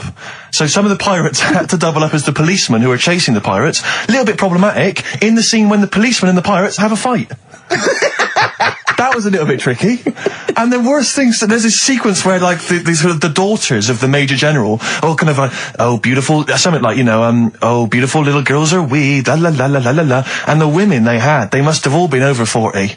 I mean, real kind of toothless crones creeping around in their 90s. Is it the sort of women that buy one of those sort of porcelain dolls from the TV and go, look, I've had a baby. It's not a real baby. It is a real baby. I'm going to stab you. Yeah. One of those. Exactly. It's the sort of women that you'd see maybe on TV's Bargain Hunt. You know, the kind of contestants you get on there.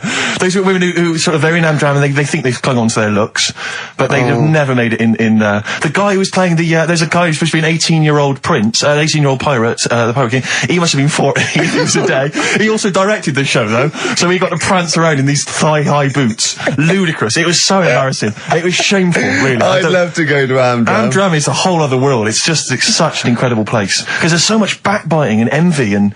Really? Oh, it's incredible. It's worse than the real world of theatre and TV. It's unbelievable. Because the same old people get to do it every year because they can hold a note. Can we go along? You would absolutely adore it, Gervais. It is film it, a secret camera. I got to Is get it rid true? of it. We're talking about when his dad said that, and then you told me something that I find amazing. Oh, well, the thing is, yeah, it's Christmas. Obviously, I've got to go back to Bristol. I love seeing my family. Well, yeah, I do. But it means I'd see my grandparents, who are, you know, brilliant people. I mean, lovely people, but mental. I mean, utterly mental. And they've taken now to, there must be sort of 80 a piece. And it is quite an old age, but they're fairly good health, relatively speaking. And they just spend their time in bed. I mean, that's all they do, is that's their profession. They've retired to go to bed. And they spend all the time in bed. I tell you what they're like. They're like that old guy, they're like all that old family in Charlie and the Chocolate Factory. Oh, yeah. Remember, none of them had got up for like 25 years. Yeah. And they, but you said that they go to bed and they go to sleep, but then when they wake up, what they do is put an extra pillow, so they're slightly more upright, and that's them in the day in bed. That's the daytime thing. But they get up and cook and stuff. What they do is they've got about 6 teeth between them. I mean, my grandmother needs false teeth, but refuses to go and have the old ones extracted and the false teeth fitted. So she's working with about 3 or 4 teeth. Oh. My grandfather had false teeth given to him during the war. Wooden ones? Well, it was plastic teeth on a wooden pallet, right, that sits at the top of the mouth. He's still got the wooden pallet, but most of the teeth have come off. So there's about 4 teeth left, 4 false teeth. He's got a set of false teeth that make him look like he needs false teeth. I mean, that's pretty bizarre. So the problem is that they have to get up. They get up about 7 in the morning to put on, say, you know, some beef or lamb, whichever they're going to cook. They put it on at 6 in the morning, 7 in the morning, so that by the time they eat it at 6 at night, they can use the phrase, this is what a good meal is for my grandparents, if they can use the phrase, oh, that's lovely, you could suck it away.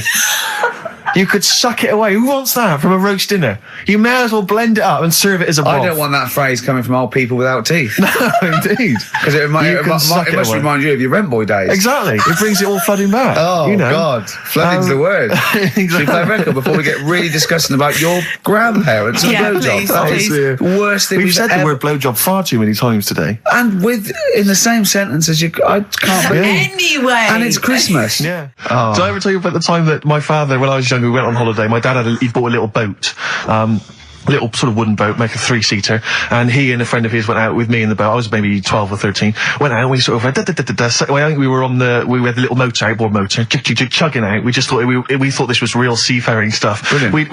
We'd lost sight of the beach because we'd gone round a corner of like a mountain, or like a cliff.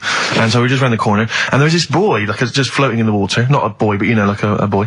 And, very tricky to explain that on the radio. It's the same word, isn't it? A boy. Yeah. And so we float past that and we're just chugging along. The motor conks out. Oh, I can't believe it. We have to row back in. So they're rowing away. I'm just sat there.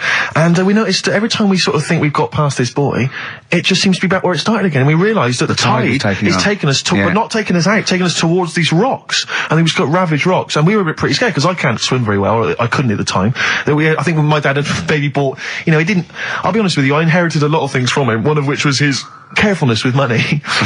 just the one life jacket.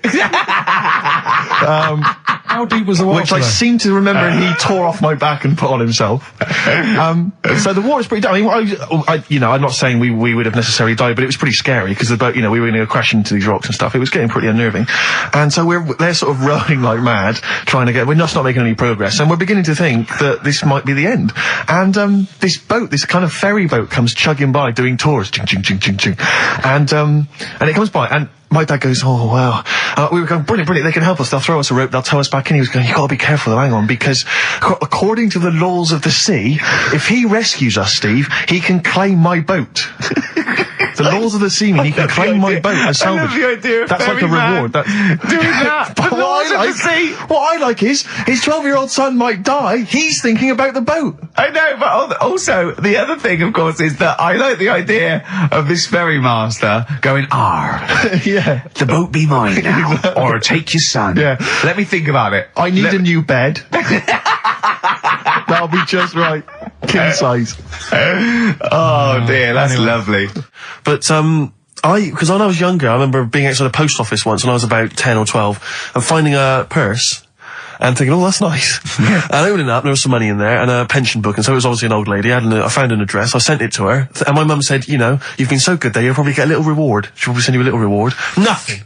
I got maybe a thank you note, but no cash, no moolah, nothing. Really? And I was livid, because I'd been told that I was going to get a reward. I thought I've been a good Samaritan, nothing. So, many moons later, when I was at university, I learnt from that, and this is the most bizarre thing. This explains a lot, doesn't it, Karl? This is like the Mary Celeste. I went to a cash point to I thought, I can't get my card in here. And I realised there was already somebody's card in the machine. They put the code in, but then they just disappeared. They'd been kidnapped or something. So it was just there, waiting, sitting. It said, what do you want to do? And it gave you a number of options. I thought, interesting. Steal or go to heaven? Yeah, exactly. You went, oh dear. Yeah. Well, I pressed balance just to check what their bank balance was. Unbelievable. It was a considerable sum of money. I'm not going to lie to you. It was not typical student debt. It was like, I think they were a foreign student. There was a lot of cash in there. A lot of money. Did you feel a slight bulge in your trousers when you saw the amount of money? I couldn't believe my luck. I thought to myself,